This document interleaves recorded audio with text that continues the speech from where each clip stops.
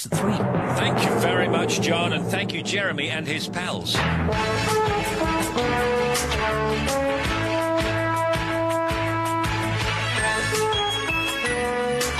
Hello, good afternoon. It's Wednesday, 30th of July, 2003, now live till 5. Steve Wright in the afternoon. Hello, good afternoon.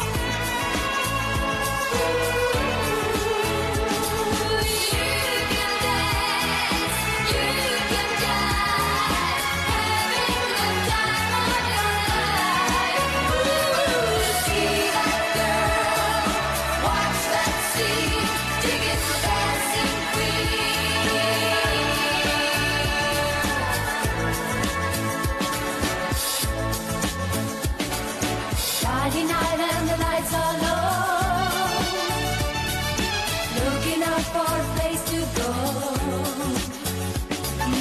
where they play the right music, getting in the swing, you come to look for a king. Anybody could be that guy. Night is young and the music's high, with a bit of rock music, everything's fine. You're in the mood for a dance. And when you get the chance, you are the dancing queen, young and sweet, only 17. Dancing queen, feel the beat from the tambourine. You can dance, you can jive, having the time of your life. See that girl, watch that scene, dig the dancing queen.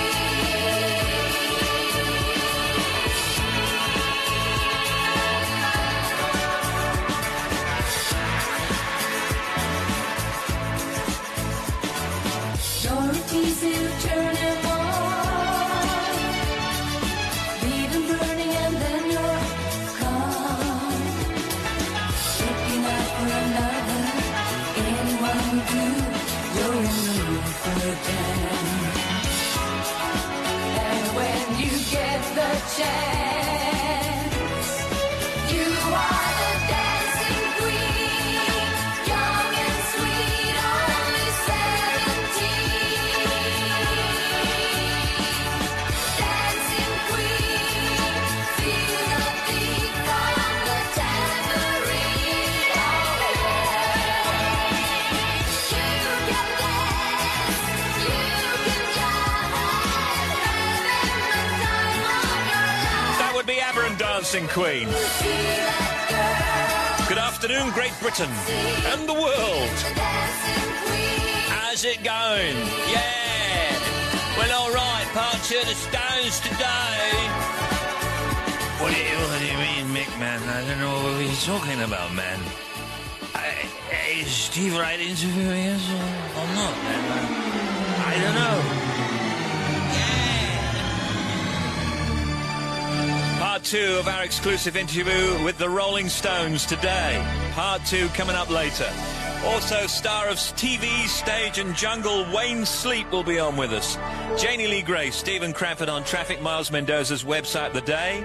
The oldie's going to be picked out by Karen Main from Swansea. And on the big quiz, returning champion Martin Draper from Walton-on-Thames in Surrey, taking on our brand new challenger Keith Wood from Thetford in Norfolk. And and a chance to win exclusive signed Rolling Stones artwork today and tickets to see the band on tour. Got your emails and texts also if you want to text 88291 or email steve.wright@bbc.co.uk. And the weather is partly sunny, hazy sunshine, warmer and humid, 22 Celsius, scattered showers.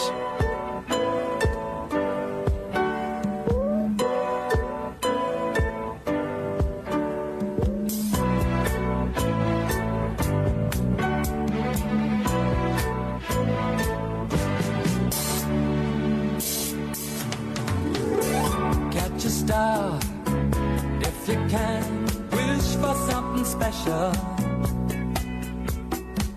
Let it be me. My love is free. Sing a song to yourself. Think of someone listening. One melody. You're up for me. I'll write a symphony just for you and me.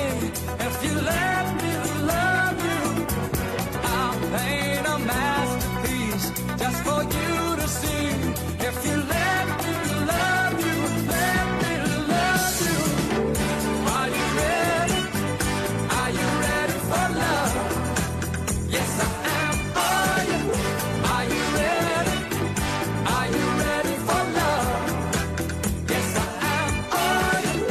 Are you ready? Are you ready for love? You're the one, like the sun, shine your love around me. You'll always be the one for me. Say the word, I'll be there, loving you forever. Don't let me go. Just say it so. We'll hear the music ring from the mountaintops to the valley below us. We'll serenade the world with a lullaby, so the angels will know us, angels will know us. Are you ready? Are you ready for love? Yes, I am. Are you? Are you ready? Are you ready for love? Yes, I am. Yes, I am. Yes, I am. Yes, I am. Yes, I am. Oh, are you ready? Are you ready for love? Yes, I am. Hello, this is Radio 2. Are you ready? Great Britain's #1 radio station, by the way. Oh, yeah. Yes, I am. Are you? It's 2:11, so if you want to text 88291, 88291. See, it's clever. steve.wright@bbc.co.uk. Today, Wednesday 30th, it's National... Can you believe this? And they've put this on my list here. It's National Foreplay Day. That's outrageous. I'm not going there. Public holiday in Morocco today. Grand final of Silver Stars 2003, a national talent contest for senior citizens. That's at the Apollo Theatre in Southport. Capital Transport Campaign launched their Cool Bus League, a guide to which bus companies keep their passengers coolest. And in Kent, Eurostar train attempting to set a record as the fastest ever train in the UK, hoping to reach speeds of 205 miles per hour.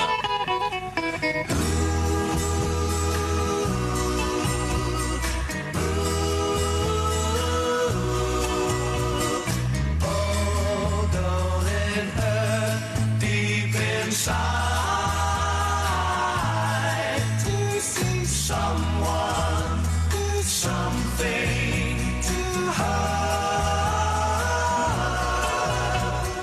Oh, don't it pain to see someone?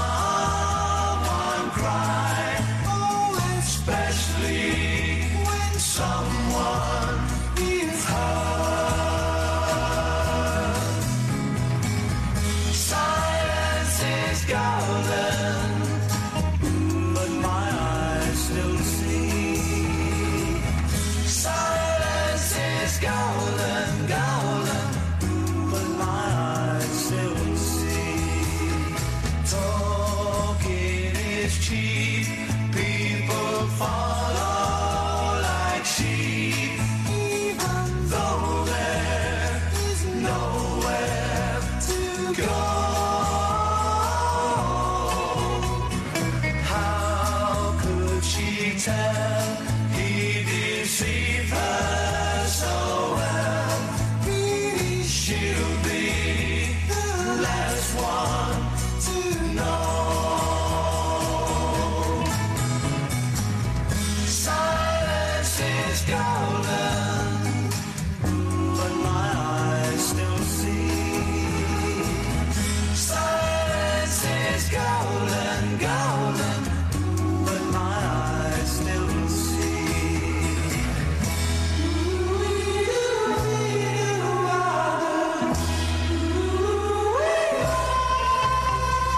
How many times did she fall for his lies? Should I tell her, or should I be cool?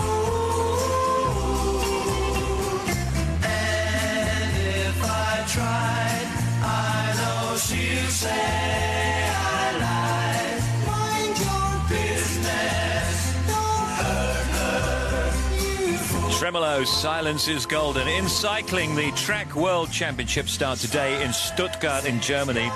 Accountants Deloitte and Touche publish the annual review of football finance, and ZZ Top are at the Brixton Academy in London tonight.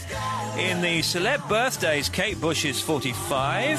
Happy birthday, Kate. And Arnold Schwarzenegger, 56. I broke my shoulder, I had to retrain for 6 months to get back into shape. These were the worst stunts I ever had to do in the film. And I don't really know if I'm going to run for governor. We'll have to see how the film does. I also don't know if there's going to be a fourth one. I can see clearly now, the rain is gone. I've seen that interview before. I can see all obstacles in my way. Gone are the dark clouds that had me blind. It's gonna be a bright, bright, bright, sunshiny day. It's gonna be a bright, bright, sunshiny day. I think I can make it now. The pain is gone. All of the bad feelings have disappeared. Here is that rainbow I've been praying for. It's gonna be a bright, bright, bright, sunshiny day. Look all around, there's nothing but blue sky. Look straight ahead, nothing but blue sky.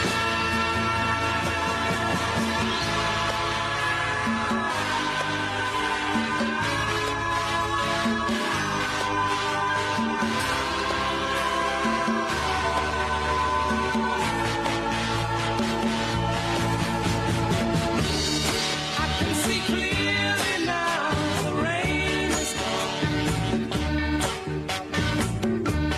I can see all obstacles in my way. Gone are the dark clouds that had me blind. It's gonna be a bright, bright, sunshiny day. It's a BBC Summer. 217 88291 to text. steve.wright@bbc.co.uk if you want to email. Here's Keith. Says, Dear Steve, can you say hello to my wonderful partner Penny Parks, who turns 32 today. She's off now to pick up our beautiful daughter Alice, 13 months old. So around now would be great. Many thanks, Steve. Great show from Keith. Factoids. Now here come the factoids. Janie Lee Grace. The talus is the second largest bone in the foot. In Alaska, it's illegal to look at a moose from the window of an airplane or any other flying vehicle. Thank you. Before 1941, fingerprints weren't accepted as evidence in court. Up until that time, it was not established that no two fingerprints are alike. Today, the only time in which fingerprints won't be allowed as evidence is if the defence can prove that there are, in fact, two identical sets of fingerprints. I see. How very interesting. Now, Posh and Bex, are you listening? Brooklyn is the Dutch name for Broken Valley. Didn't know that. No. Maine is the toothpick capital of the world. Kittens are born both blind and deaf, but the vibration of their mother's purring is a physical signal that the kittens can feel, and it acts like a homing device and signals them to come and nurse. Ah, How isn't that sweet. cute? Panama hats come from Ecuador and not Panama. It takes 40 minutes to hard-boil an ostrich egg. More factoids later. Factoids. The Cambridge Folk Festival. 4 days of the best traditional and contemporary folk, country, blues and roots. Hey, pretty baby, don't you know it ain't my fault? On air, Stuart McCody, Nick Barraclough and Mike Harding. From a guitar stand. On Radio 2, this weekend. On stage, Steve Earle, Julian Cope and Roddy Frame. It's a small world. And Radio 2's 2003 Folk Award winners, John McCusker, Eliza Carthy, John Spires and John Bowden. Coverage of the 39th Cambridge Folk Festival starts this Friday at 5 on Radio 2.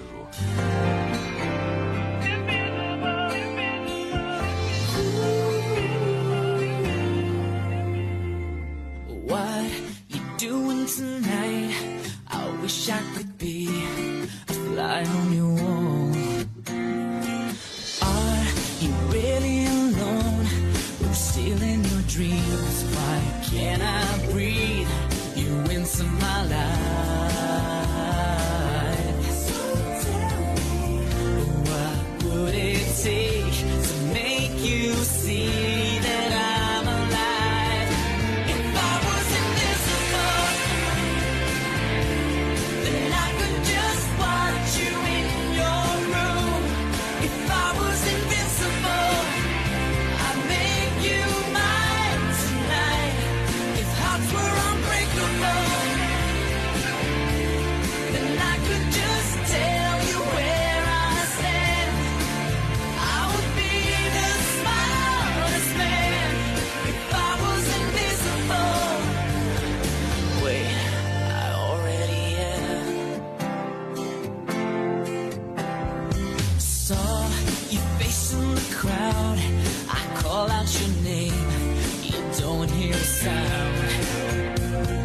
I keep tracing your steps, each move that you make. Wish I could read what goes through your mind. Wish you could touch me with the colors of your life. If I was invisible, then I could just watch you in your room. If I was invincible, I'd make you mine tonight. I would make hearts were unbreakable. Yeah, then I could just tell you where I stand. I would be the smartest man if I was invisible. Wait, I already am invisible.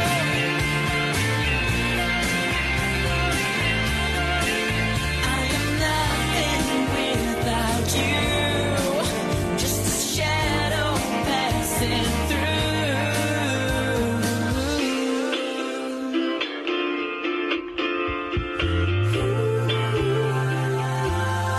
If I was invisible,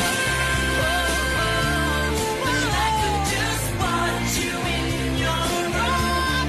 If I was invisible. The United Kingdom's Radio 2. That's for all my mates, including my own Uncle Eddie, listening over at Glorious Goodwood this afternoon. Hope you win. Hope you win, Unc. Today's webcam takes you high above the Charles Bridge in Prague as we visit the capital of the Czech Republic. The Prague Cam is live throughout the show, and you can access it right now by going to www.bbc.co.uk/Radio 2. It's the Prague Cam.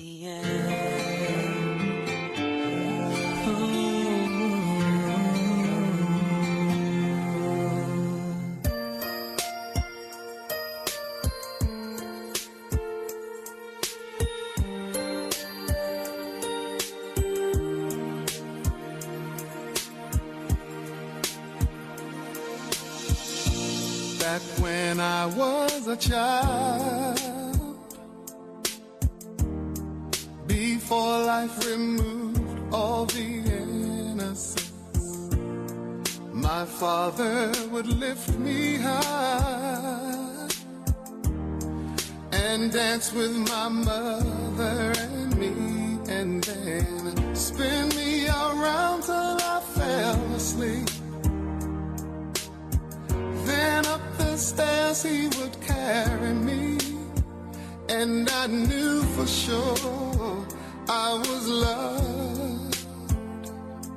If I could get another chance, another walk, another dance with him, I'd play a song that would never, ever end. How I'd love, love, love to dance with my father again. Ooh.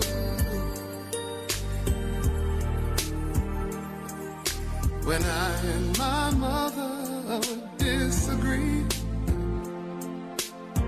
to get my way I would run from her to him. He'd make me laugh just to comfort me, yeah, yeah. Then finally make me do just what my mama said. Later that night when I was asleep, he left $1 under my sheet. Never dreamed that he would be gone from me. If I could steal one final glance, one final step, one final dance with him, I'd play a song that would never, ever end. 'Cause I'd love, love, love to dance with my father again. Sometimes I'd listen outside her door, and I'd hear how my mother cried for him. I pray for her even more than me. I pray for her even more than me.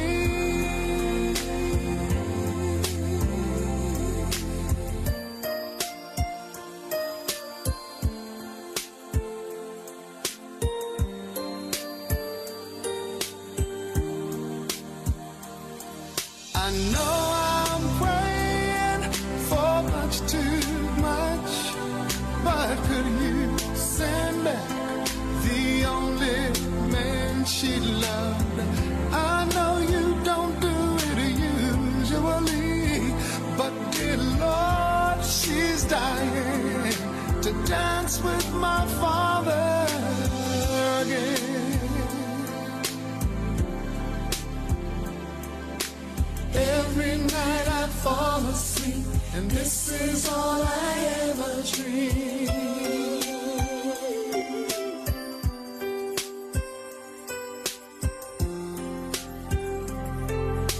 Dance with my father.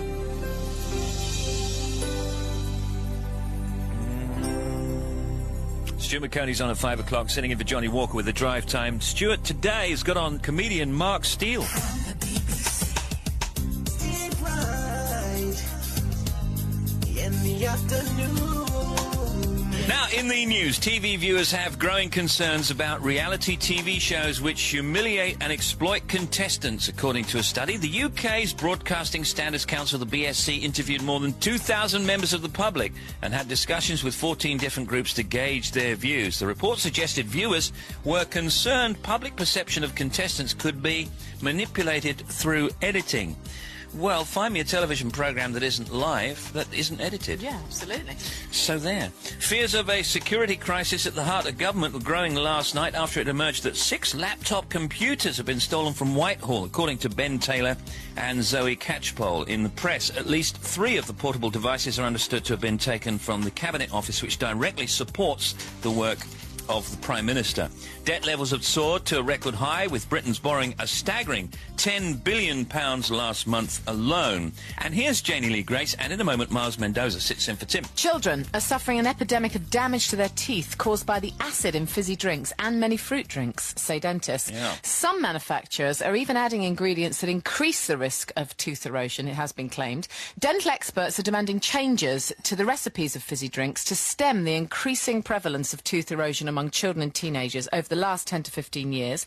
Almost 2/3 of the nation's 4 to 18-year-olds have tooth damage, which can result in expensive dental repair bills. 1 in 5 children is drinking nearly 10 cans of fizzy drinks a week, according to recent figures. Wow, that's a lot. What do you do with your kids? I mean, because I always say to my daughter, look, clean your teeth after you've had a bottle of pop. Yeah. And in fact, she doesn't drink very much. Well, pop, yeah, to I be mean, honest. fortunately, mine are at that age where they are still controllable, as Yeah. it were, and so they're simply not allowed. They've never tasted fizzy drinks. So at the moment, we're getting away with mainly water and diluted pure fruit juices. But obviously, I'm going to face this, aren't I? How much sugar and saccharin, I'm wondering, or sugary stuff, is in the so-called pure orange juice that we buy, do you think? If it's an actual pure orange juice, it will say nothing added, won't it? But you've got its own fruit sugars, which again can cause problems if you don't clean your teeth. It's natural fruit sugars, unless you're buying a cordial, which Yeah. will have had sugars and various preservatives added to it. So do you worry with your kids? Well, of course I do, yeah. I mean, they've got a very sweet tooth, like all kids have. I mean, we do our best, and I try and buy stuff from the health shop. We've got these fantastic lollies that are corn syrup. Yeah. So, OK, yeah, it's still sugar, but at least they don't have a million chemicals and coloured preservatives as well. You can get away with that for a few years. I wonder what it was like when we were kids. How many teeth, Miles, do you have missing? How many gaps are there in your mouth right now? I had the wisdom teeth out, but Yeah. does that count? I haven't got any gaps between the other ones. Oh. I've got plenty of fillings. That's interesting because I'm 48 years old and I've got about 3 missing. I mean, I'm not at the level where I'm going to have false teeth yet, but I've got 3 But it missing. doesn't matter if you do, because you do your own, don't you? Yes, I do my own dentistry. We better not continue any further because I'll have the Broadcast Standards Council on me. What do you got? Want people to take you seriously? Wear brown to boost your credibility. It's considered a trustworthy colour, say feng shui experts. Oh, yeah. So wear it when you want to win people over. Wear brown. Yes. Do you have a brown suit? I have very little in the way of brown clothing. Brown, obviously the new black. Do you have a brown outfit? No, I look terrible in brown. Do you? Yeah, it's not a good colour for me. Foreign species of butterfly are invading the UK as a result of global warming. Rising temperatures mean butterflies from Africa and Spain are now able to survive in our climate. Some species, such as the clouded yellow, are setting up home here permanently because they can survive our mild winters. Tim Smith's not here because he's sitting in for Alex Lester Yeah, so doing he's the Through having, the Night he's show. having a little sleep, bless him. I didn't hear him last night, I heard him the night before. He's entertaining, Tim. Yeah, isn't it's a lovely show to do, but he gets a little exhausted by the afternoon. It's that jet lag feeling, so he's gone to bed. He's gone to bed, don't blame him. Now, later on, the Rolling Stones will be on. Yeah, well, all right. It's part 2 of Mick, Keith, Charlie and Ronnie. It's exclusive. It's in 2 parts, the Rolling Stones later. And star of stage and stinking jungle, Wayne Sleep.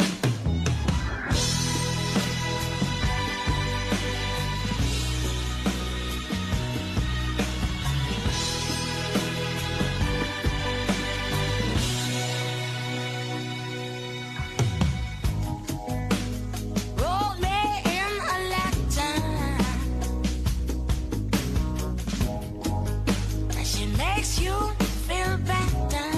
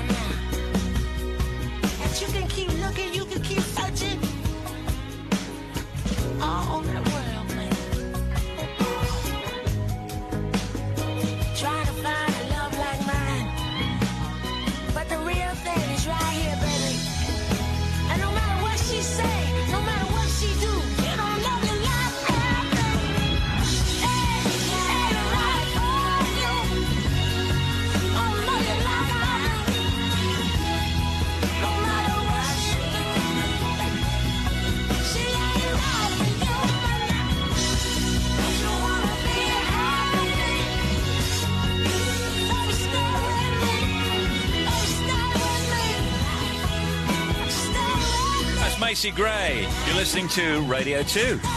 25 minutes to 3. Steve, tell my fiancée how much I love her and tell all of our friends that we are expecting a baby in March. From Danny and Vicky in Swindon. Yeah! Congratulations. And this is from Colin Howell. This is an unusual, a very nice email. Steve and team, we were having a conversation yesterday, my wife Jean and I, about how we both love the format of your programme. It's just as if you're in the room with us. We love all the chatter, the laughter and the insults, none taken. I'm sure you get many people saying the same, but we've been listening to you for at least 12 years, and we love it. Don't you go changing. No, I won't. Evolving, but not changing. How about that? Thank you very much. Say hi to my wife Jeannie and son Jack, age 3. Not my wife, who I love to bits, but I do love my son Jack to bits. I got it. Thanks very much, Colin. You made a lot of sense, except toward the end. Is that good record from Dido now? I know you think that I shouldn't still love you. I'll tell you that. But if I didn't say it, well, I'd still have felt it. Where's the sense in that? I promise I'm not trying to make your life harder. I'll return to where we were. But I will go down with this shit, and I won't put my hands up and surrender. There will be no white flag above my door. I'm in love and always will be. I know I left too much mess and destruction to come back again. And I caused nothing but trouble. I understand if you can't talk to me again. And if you live by the rules of it's over, then I'm sure that that makes sense. But I will go down with this shit, and I won't put my hands up and surrender. There will be no white flag above my door. I'm in love and always will be.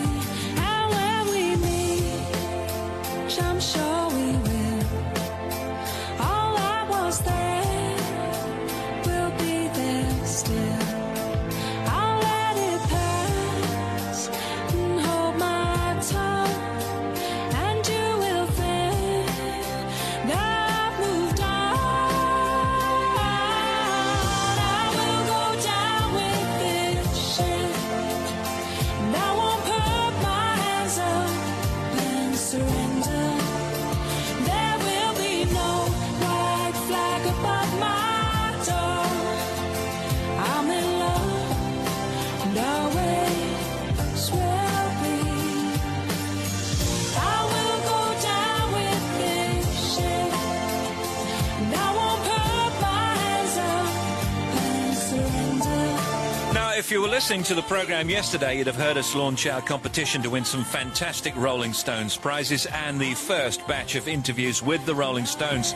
Our winner will receive a one-off frame lithograph of artwork from the Licks tour, which has been signed by all 4 Rolling Stones, as well as a pair of tickets to see the band when they come to the UK next month in Glasgow, Manchester or London. Plus, 4 runners-up will also get a pair of tickets to see the tour at any of those venues. Now, the first 2 parts of our Rolling Stones interviews went out yesterday, but keep listening for your chance to win those superb prizes. All you have to do is to keep listening and tell us which of the Stones says. There'll be 2 more chunks of that interview going out later, of course. And the phrase is, the phrase to remember, the phrase to listen out for, try eating lobster and going on stage with it. OK, so as soon as one of the Stones in the interview says, try, I'm not going to do an impression because that'll give it away. See, I very nearly did that. Try eating lobster and going on stage with it. Who says it?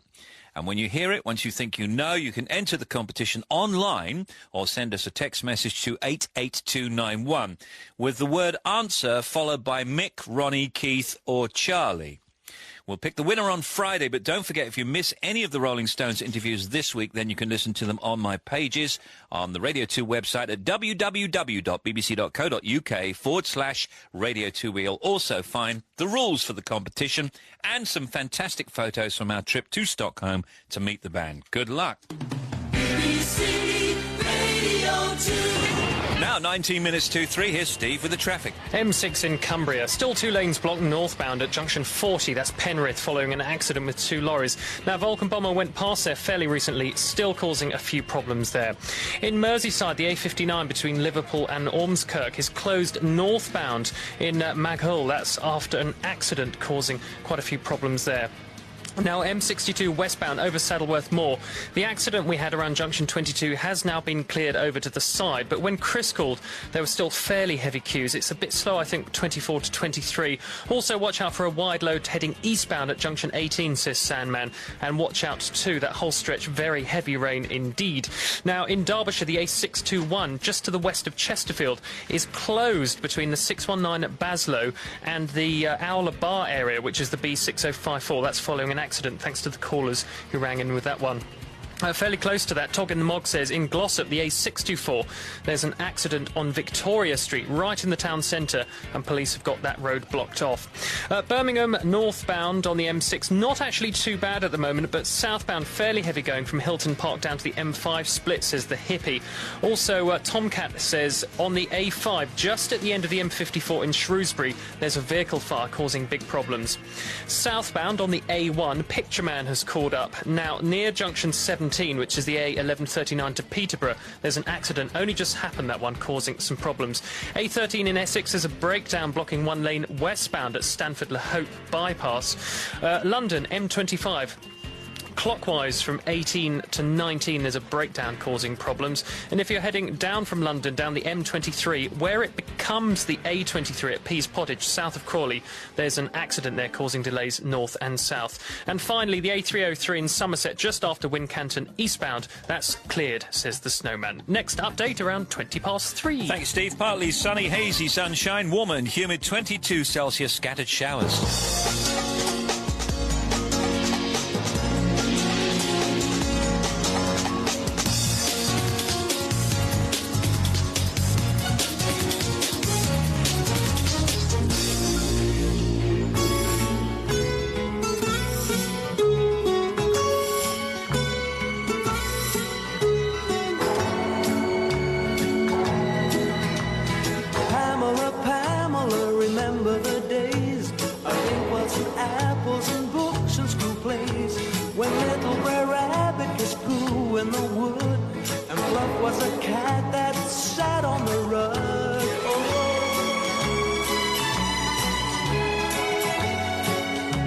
When Laurel and Hardy are shown at the flicks, with sticky red lilacs on splintery sticks, pigtails and ribbons and crushes on mist, secret discussions about a first kiss.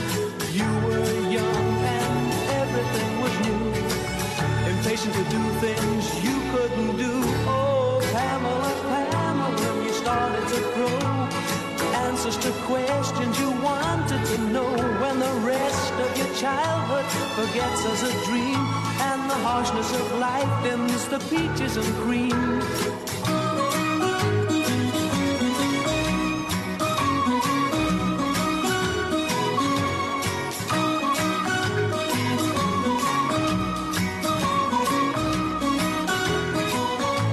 When Laurel and Hardy were shown at the flicks, with sticky red lilacs on splintery sticks, pigtails and ribbons and crushes on mist, secret discussions about a first kiss. Oh, you were young and everything was new, impatient to do things that you couldn't do.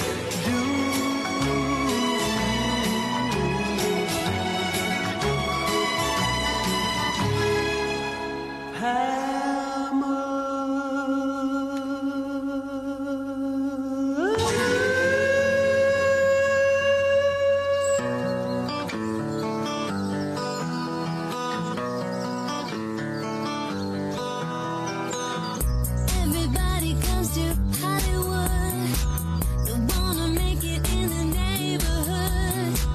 They like the smell of it in Hollywood. How could it hurt you when it looks so good? Shine your light now. This time it's got to be good. You get it right now, yeah. 'Cause you're in Hollywood. There's something in the air in Hollywood. The sun is shining like you knew it would. You ride it in your car in Hollywood.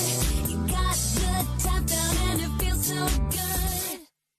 Everybody comes to Hollywood. They wanna make it in the neighborhood. They like the smell of it in Hollywood. How could it hurt you when it looks so good? I lost my memory in Hollywood. I've had a million visions, bad and good. There's something in the air in Hollywood. I tried to leave it, but I never could. Shine your light down. This time it's got to be good. You get it right now, yeah. 'Cause you're in Hollywood. There's something in the air in Hollywood. I've lost my reputation, bad and good. You ride it in your car in Hollywood. You got the top down and it feels so good.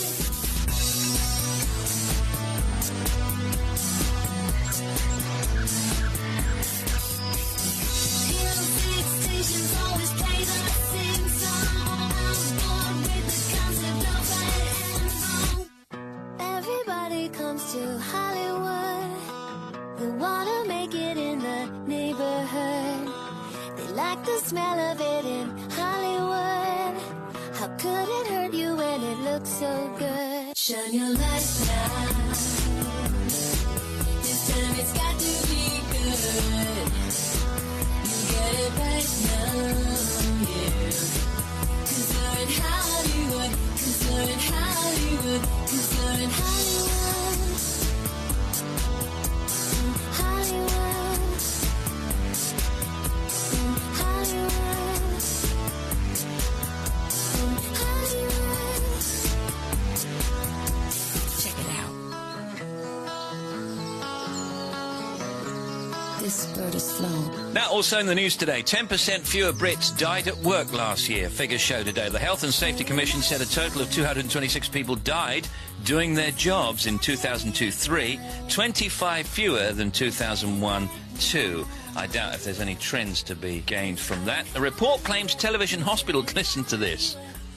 A report claims television hospital dramas have led to a trend in viewers who think they can treat medical emergencies. Oh, yeah. A growing number of people who watch the shows believe they've learned enough to deal with emergencies or even carry out surgery. Do you do any emergency surgery yourself? Definitely not, and I don't watch those programmes either. Don't Can't you? be- No way, I'm way too squeamish. Can't be doing with all that. Casualty's good. Oh, I hate Casualty. ER, what about that? Not for me, no. But do you remember when I interviewed George Clooney for the show? Yeah. I did ask him if he was a real doctor, and he guaranteed he was. Oh, yes, of course Well, he he's is. obviously got the hang of Did it. you ask him to perform any procedures on you? That'll be private. George Clooney, a Obviously, real over doctor. the years of doing that show, he's obviously got to grips with the expertise. Yeah, and Dr. McCoy from Star Trek, he was a real doctor as well. He's got all that equipment, you just... and you're fixed. You're laughing. It's wonderful. Now, what do you got, Miles? Do you grab a breath mint on the way out of the restaurant in order to hide the garlic or onions you just ate? Yes, I do. Well, it doesn't work. If you eat onions and garlic, you'll pay. Experts say there's not much you can do about the odour that comes from these sulphur-producing foods. Through digestion, the odour is absorbed into the bloodstream and delivered to the lungs, where it's pumped out as dragon breath. Well, how do you get rid of the garlic and chewing gum I use? Don't you use chewing No, gum? parsley is good. You can chew a bit of parsley if you've had too much No, garlic. but parsley is stinky itself, No, it's isn't not. it? It's not. No, Parsley's not parsley stinky. will diffuse Parsley's them. good in the kitchen to neutralise those will smells before neutralise they've it. even got near your mouth. Oh. Lord of the Rings star Elijah Wood says the final film in the trilogy could be the biggest war film of all time. The Return of the King, which will be released in December, will tie up the stories of Frodo, Aragorn and Gandalf. Today, the pollen pollen. Anybody suffer pollen here? Oh, horrendously. Really? Well, it Yeah. has been bad this year, but for me, it's starting to get slightly better. It's fine now, virtually everywhere. Northern Scotland, Southern Scotland, Ireland, Wales, West Midlands, East Anglia, North Wales, South West England, Southern England and London, only at 2 today. And 2 is very low risk.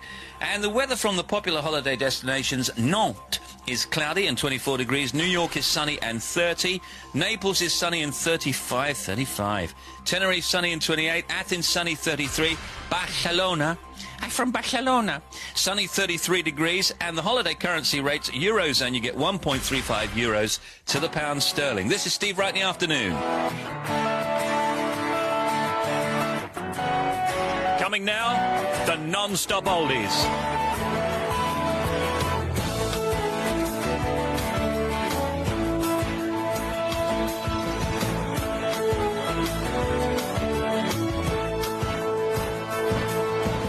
The big 45-minute sequence of non-stop oldies on Steve Wright in the afternoon. Chosen by Karen Main from Swansea. The non-stop oldies on Radio 2.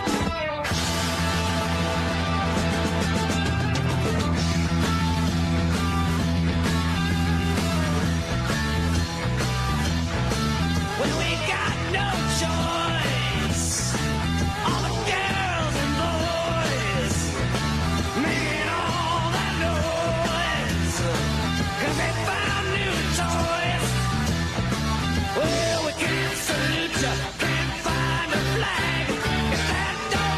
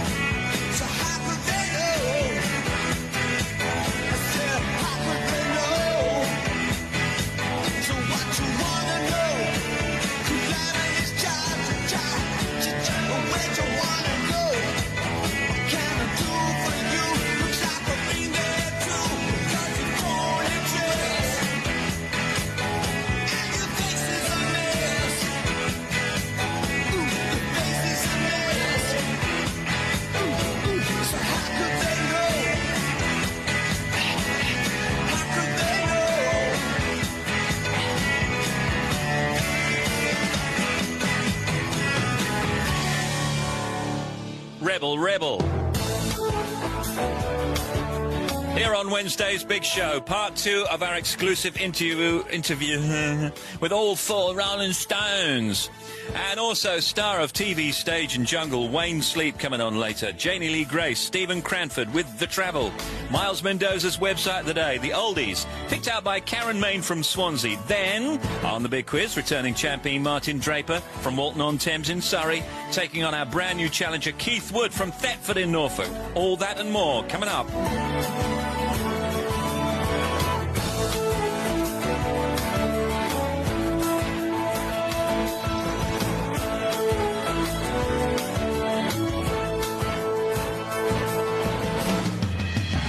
To 91, this is Radio 2 FM from the BBC. And here's the news at 3, this is John Marsh. Tony Blair has said he believes the next election will be fought on his record in steering the economy and improving public services. Mr Blair said he'd not lost his appetite for being Prime Minister. He's acknowledged that public trust in Labour was shaken by the war in Iraq, but he expressed confidence it would return as events proved that what he'd done was right. The government has set out the first phase of its plans for allowing many more houses to be built in the south-east of England. The first schemes will be in East London, Kent and Essex, an area that developers refer to as the Thames Gateway. Duncan Kennedy reports. The scale of the government's plans for new houses in the Thames Gateway is absolutely huge. It'll be putting in nearly £450 million just to get the whole scheme going. 5 areas stretching up to 60 miles eastward are being targeted. They're based around Stretford, Greenwich, Thurrock, Barking and Ebbsfleet. In all, around 120,000 new homes are due to be built, some of which will be aimed at key workers like teachers and nurses. Overall, across the southeast, something like 1.1 million new homes are due to be built over the next 10 to 15 years. British Airways and the unions representing staff at Heathrow are once more trying to settle their dispute over a new method of clocking on. Union leaders say they're optimistic a deal can be done. Police officers with search warrants under the Terrorism Act have carried out raids on homes in North London and Essex. Business premises have also been searched. The Court of Appeal has ordered 2 mothers to have their children vaccinated with the single-shot measles, mumps and rubella injection. One judge dismissed the medical arguments put against the vaccine as junk science. The Canadian authorities have confirmed that a man who died in May had severe acute respiratory syndrome. The death brings to 42 the number of SARS victims in Canada. The citizens of Moscow fear a serial killer is on the loose. 12 women have been murdered. The latest was found last night. The Russian media simply don't believe the assurances given by the authorities. Here's our Moscow correspondent, Damian Grammaticus. Since the start of July, gruesome discovery has followed gruesome discovery in parks, playgrounds and forests around Moscow. On Tuesday evening, it was the body of an 18-year-old management student found on the bank of the Setunya River, north of Moscow. She was the 12th woman murdered in the Russian capital in 4 weeks. Like many of those before, she was out walking, she'd been strangled, she was naked, her clothes found nearby, and nothing had been stolen from her. 2 of the cases have already been solved, and Moscow's Interior Affairs Department says officially the view is the rest were not carried out by one person. There's no link. The Director of Public Prosecutions has condemned the public image of barristers as a myth. Sir David Calvert-Smith said it wasn't all plummy accents and toffs. More and more women and lawyers from the ethnic minorities were qualifying. And that's the news. 3 minutes past 3. Our next at 4. Thank you, John. It's here, 2:30 to 3:15. Non-stop oldies on Steve Wright in the afternoon. Picked up by Karen Main from Swansea on Radio 2. Paved paradise, put up a parking lot with a pink hotel, a boutique, and a swinging hot spot. Don't it always seem to go that you don't know what you've got till it's gone? They paved paradise, put up a parking lot.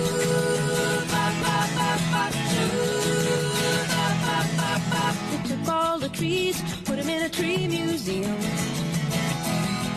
and they charged the people $1.50 just to see them. Don't it always seem to go that you don't know what you've got till it's gone? They paved paradise, put up a parking lot.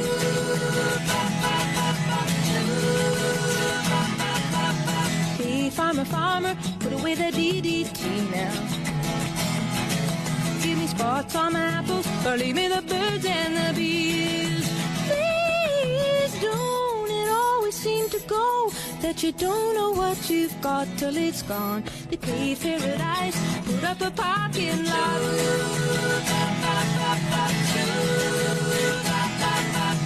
Late last night, I heard the screen door slam, and a big yellow taxi took away my old man. Don't it always seem to go that you don't know what you've got till it's gone? They paved paradise, put up a parking lot.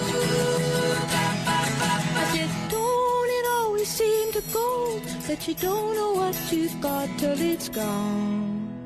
They paved paradise, put up a parking lot. They paved paradise, put up a parking lot. They paved paradise, put up a parking lot.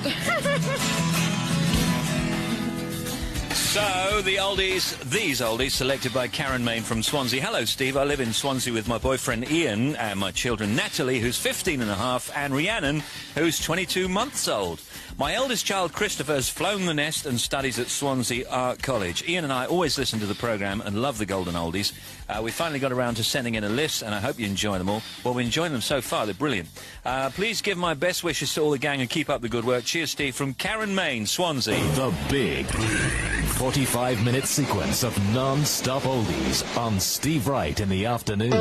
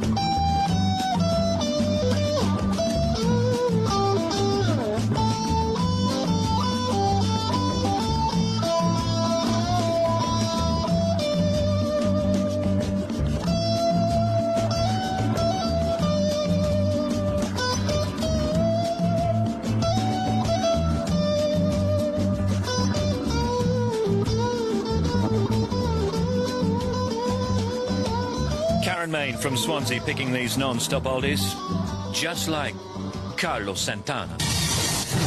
It's here. 2:30 to 3:15. Non-stop oldies on Steve Wright in the afternoon.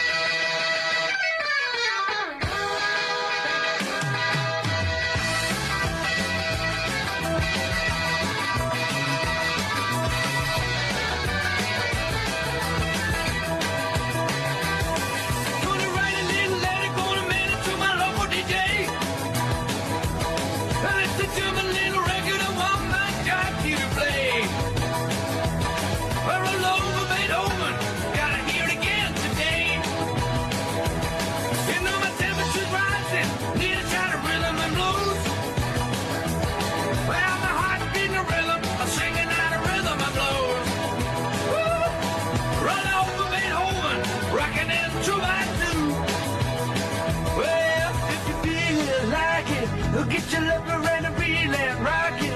Run it over and move on up now. Go for cover and a reel and rock it.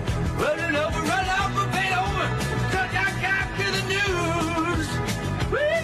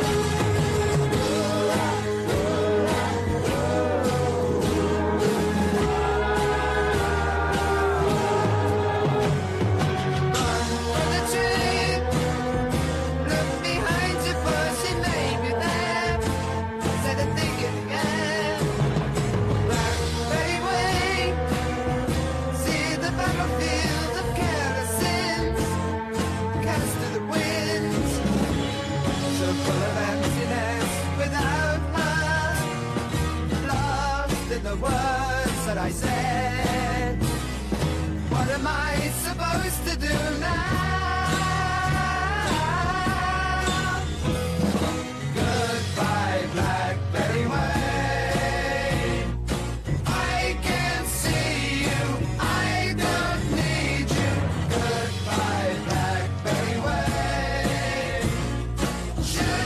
Got so many emails and texts talking about these Stones interviews. Thank you very much for them. The next batch of interviews with the Stones coming on in 5 minutes. Hello, Steve and crew. Rich and Claire here on holiday in Dorset, just off Newquay. Can you say hi to the lads at Safety Devices? They'll be listening. Great show. Ta. Would the girl who picked the oldies marry me? They're great, says somebody else. I have a round, flat, black vinyl disc. Is this a record? Yeah, very funny. BBC Radio 2. That was Robert Gordon, Erskine. Here's Steve with the traffic. M62 westbound at the junction with the M60. Watch out for a broken down skip lorry, says Stan. Now, Ryan called from the A5. This straw lorry near Shrewsbury still causing problems there near to the end of the M54. Police are diverting you along the old road.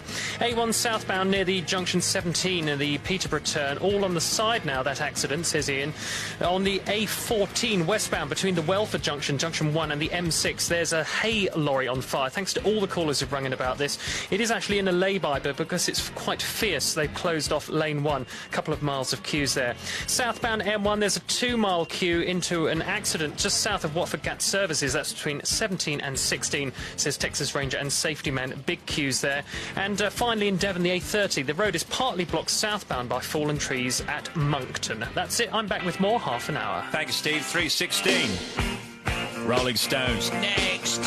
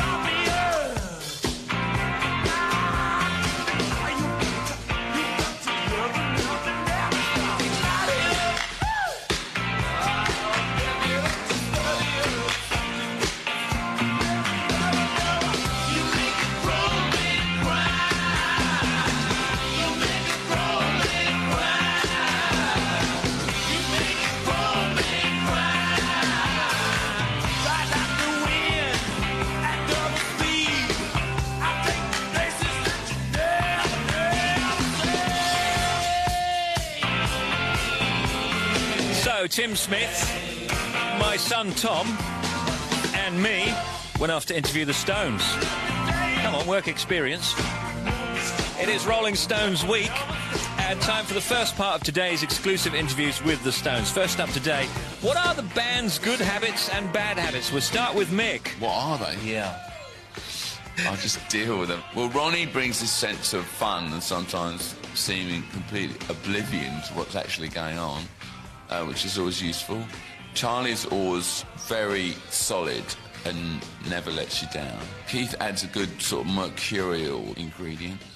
And me, well, I'm not going to talk about myself. No, seriously, what do you think you bring to it? Well, one of the things that I bring is enlivening the crowd when they need enlivening. And bringing them to being into one unit out of maybe if there's 40,000 people, making everyone feel as one. Now, what does Charlie think of his bandmates' bad habits? Oh, I don't know any. They haven't got any. Good habits, then? Their humour. Really? Oh, yeah. Keith always seems to me... Keith and Ronnie have got incredible sense of humour, and so has Mick, actually, believe it or not, because it's not as apparent as Ronnie's or something. Because Ronnie's quite balmy, really. In what he's way? Daft, I mean. Really? Oh, yeah. He does the most ridiculous things. But he's a very charming, very lovable character. And here is the lovable yet balmy Ronnie. Well, Mick does his homework, studying all the languages and everything. Everywhere we go around the world, he makes sure he learns a bit of the lingo. Make sure he stands up and says hello, Sweden, in Swedish. This is a grand privaten publican. It means you're a great audience or something. Yeah. In some language or another. He does a lot of revision that way and a lot of preparation.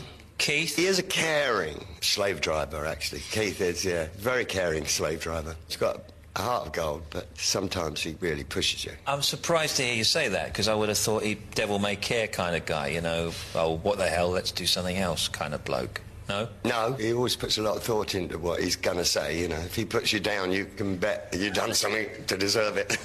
Really? OK. Charlie? Well, he's very solid, like he is a solid engine room in the band. He's a very solid person to rely on. I can always go to him if I've got a little problem and sort of, oh, Charlie, I really feel like having a drink today or something. You know, he'll help you out. And he'll say, well, can't you distance yourself from it and don't even think about it. There's Ronnie Wood. Now, here's a man who's had a few habits of his own, and he's pretty clear about those of his colleagues, too. Ronnie's given all of his bad habits up. Mick doesn't even know what his bad habits are, and Charlie doesn't have any. Perfect answer.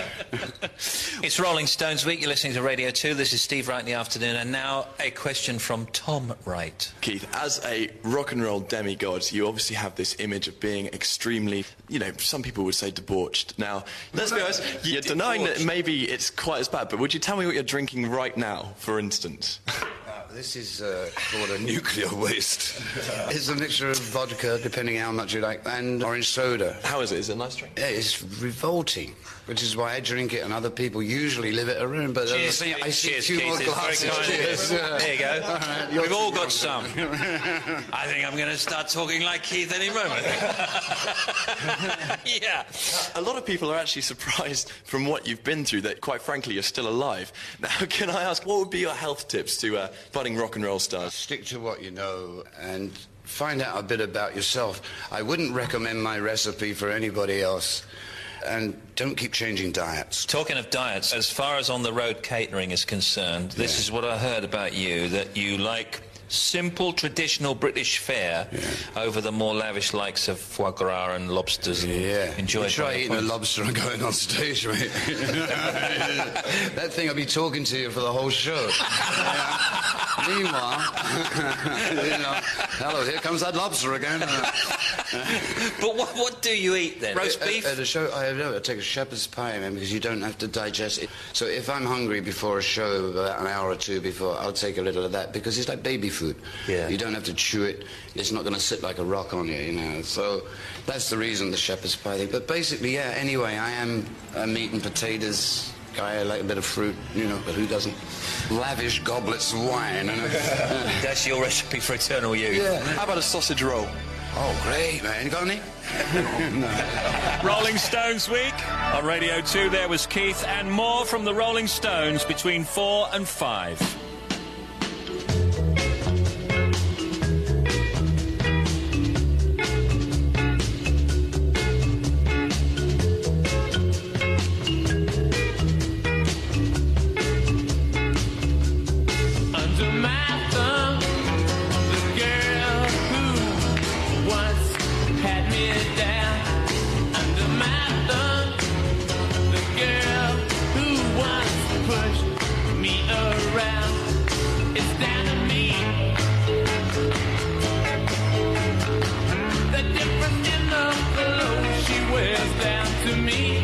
Change has come, she's under my thumb. Ain't it the truth, though? Under my thumb.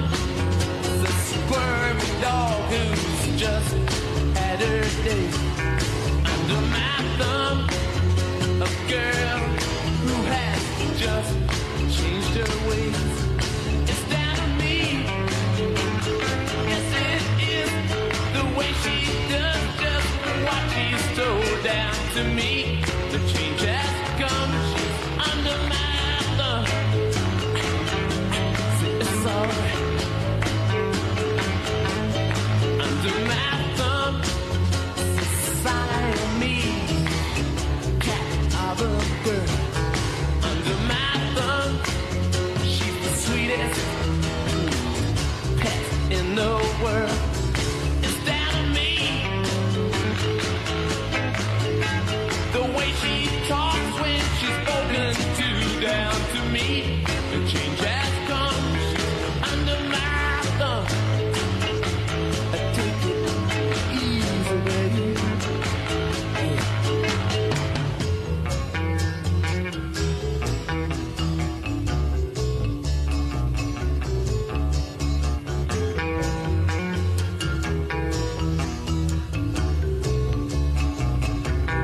It's down to me. Oh yeah, the way she talks when she's spoken to, down to me. The change has come. She's under my thumb. Yeah, it's alright. Under my thumb, her eyes are just kept to herself. Under my thumb, well, I can't still look at someone else. It's down to me. Oh, that's what I said. The way she talks when she's spoken to, down to me. The change has come. She's under my thumb. Say it's alright.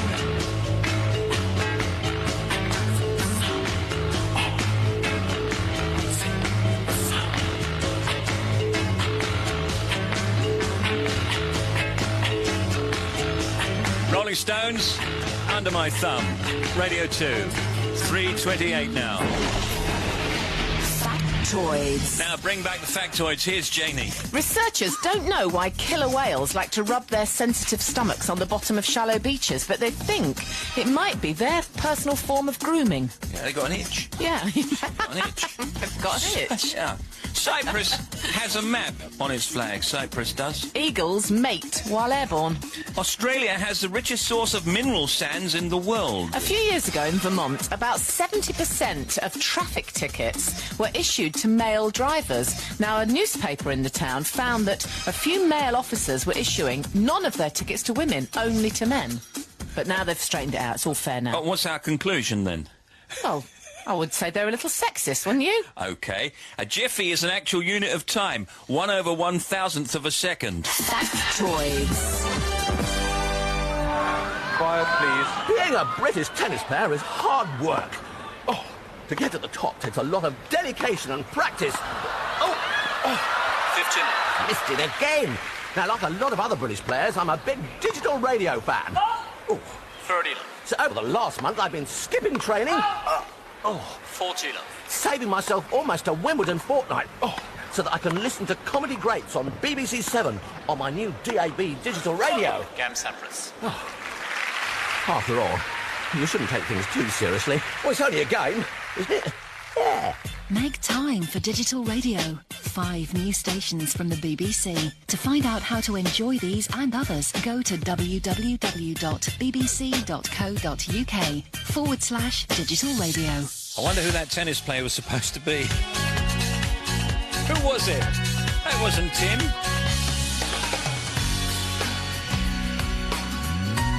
It's 3:30. Steve Wright, 2 till 5.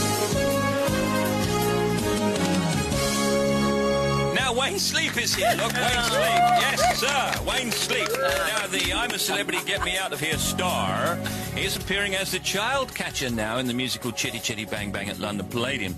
Well, now, you were saying the other day, because I saw you interviewed, I think, on GMTV or something like that, that, of course, having done the jungle thing and been out there, now Everybody knows you. Kids know you. Yeah, I do workshops around the world, and obviously because I teach and all that and hand back my knowledge, I'm going to get full houses anyway because of my reputation in the dance world, but it's usually with the parents and the grannies and the granddads.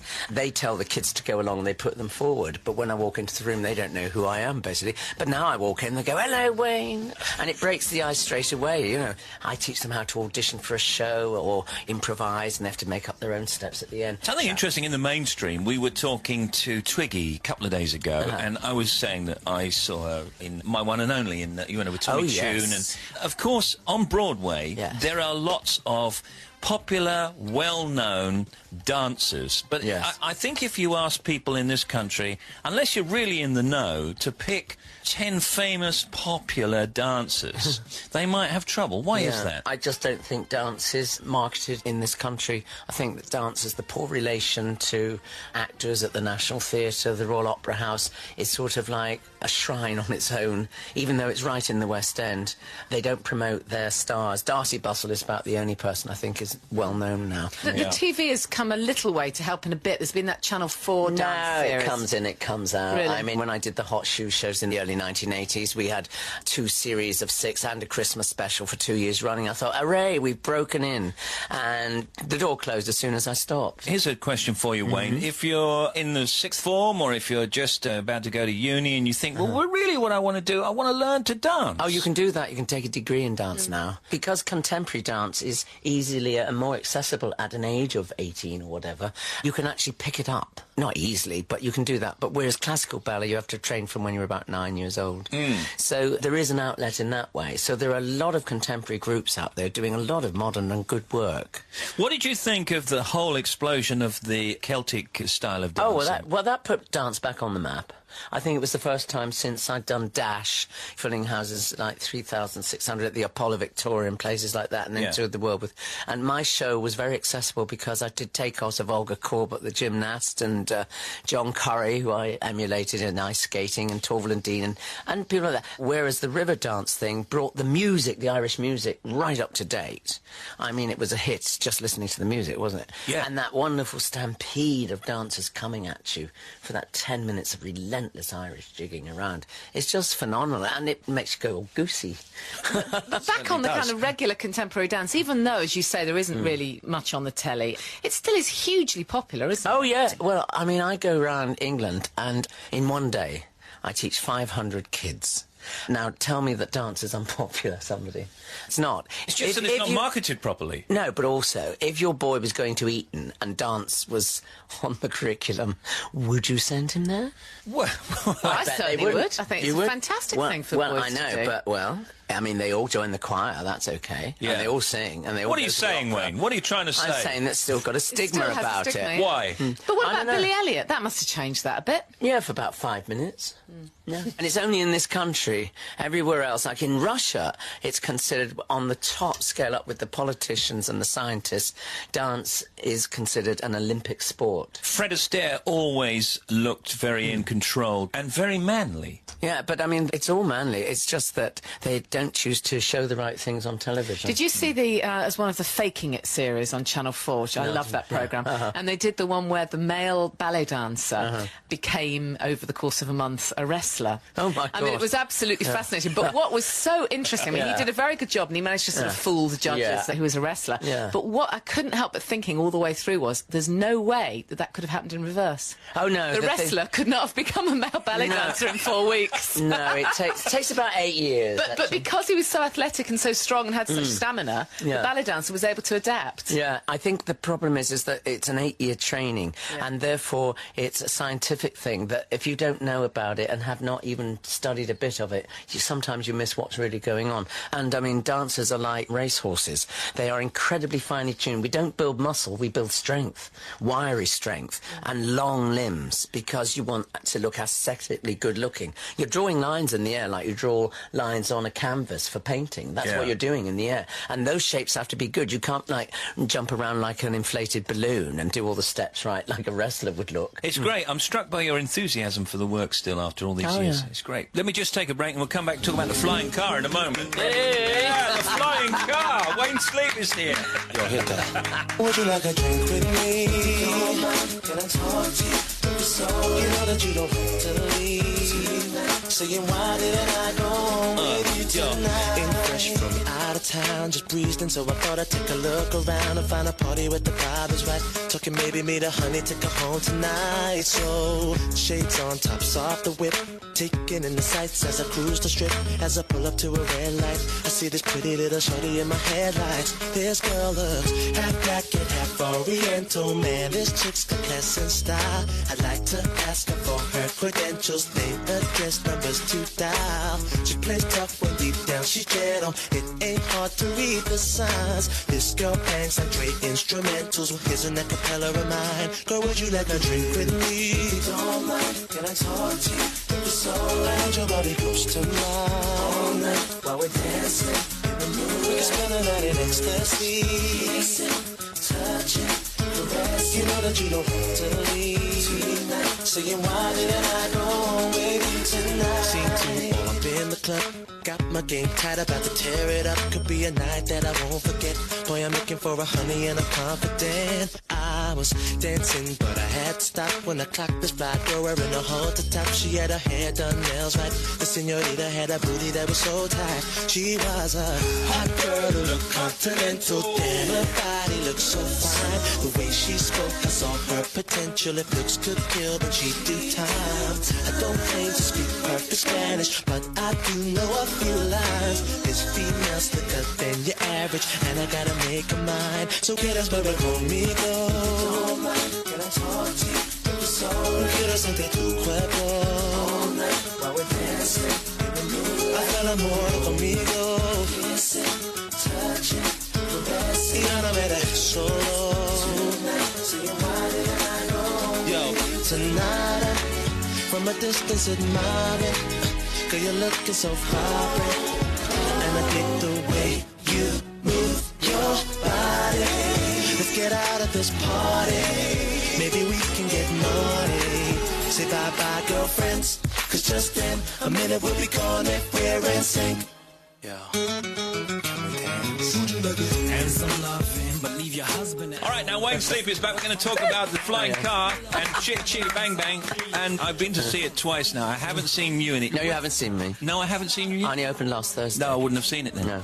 Now, who did I see then as a child catcher just about a month ago? Oh, you saw Derek Griffiths. Unbelievable. Yeah, because he's a child presenter, you know. He does all these things on telly. Yeah. The thing is the makeup as well. I mean, it's a gift. And the costume, I think it's the best design I've ever worn in my life. Yeah. Mind you, the black leather collar is so high. I couldn't hear the orchestra on my first band call.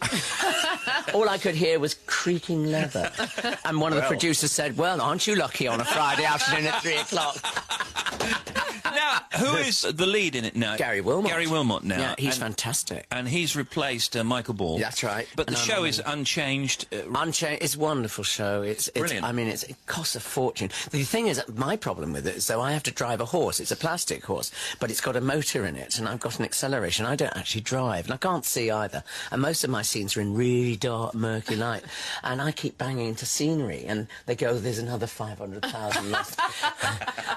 You know, they should have to drive the car, really, shouldn't they? But that's on amazing hydraulics. I mean, the car alone costs 750,000. I just don't know how they do it. I mean, you must go and see this show. I'd absolutely love to see it. Yeah. I mean, funnily enough, I've been in the theatre because funny enough, did a gig with Otway on the Sunday night that the show wasn't on. And of course, John Otway was desperate to get his hands on the car. Was the car parked backstage? It is. It's underneath. Believe me, locked away. They knew full well that he would want to get his hands on it. Oh, yes. But even just looking at the set, it looked very exciting. Yes, there's 145 crew on it, getting us into the right positions, and I fly off at the end as well. I go up on a wire and a net, and I go right up into the roof, and then I have to climb over the roof outside with an umbrella if it's raining, and run back down and get changed for my curtain call. It's amazing. It's an exciting show. It really is. And Wayne, when the child catcher comes on, when you come on, how do 6-year-old kids know to boo you? Well, you know, I think the parents lead the way and are showing the kids the tradition of almost pantomime. You're wrong. Don't It's you the think so? kids that lead the Oh, do way. they? And they Okay. say, come on, Dad, you've got to boo. Oh, I see, right. How do they know? I don't know.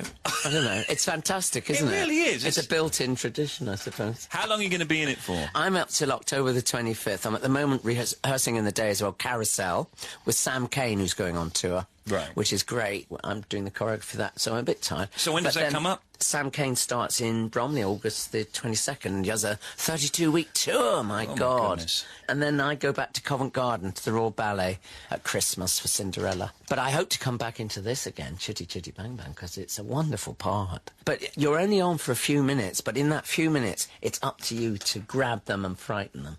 So it's a big responsibility. Chitty Chitty Bang Bang is on at the London Palladium, and you can call the Palladium for tickets, of course. Brilliant to see you, and well done. And we didn't talk about the jungle very much, but what I mean, it was wet, damp, and cold, and I think we could have had more fun had people not been so desperate to win. Good experience, though, overall? Oh, fantastic experience. It sorts you out in your own mind. You've got a lot of time to sit and think about yourself and who you are. Yeah. And, I mean, if you can bring a bit of that back to civilization with you, you've won. Stayed in touch with anybody? Yeah, Daniela, but we're both working. It's so hard. Yeah. And our lovely weather lady, Sian. And, Sian, yeah. And, of course, we went to Toya's first night. Yeah, of course. You know, Calamity Jane, so. Except that Fash got the wrong theatre. Yeah, I heard about that. He went to see The Mousetrap. But didn't it take him till the 50th time? Halfway through before he realised it was the wrong show. No, Wayne Sleep, everybody. Thank you very much, Wayne. Thank you. Thanks a lot. Hey. Yeah, Wayne Sleep.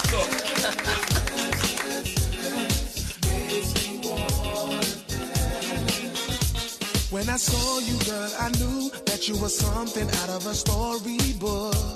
And I told my heart that we gotta take one look. I imagine both me and you doing what lovers do, holding hands in the park, making love, girl, after dark. The sounds of the birds and the bees, bringing you to your knees is all I wanna do, yeah. Dance, dance, dance.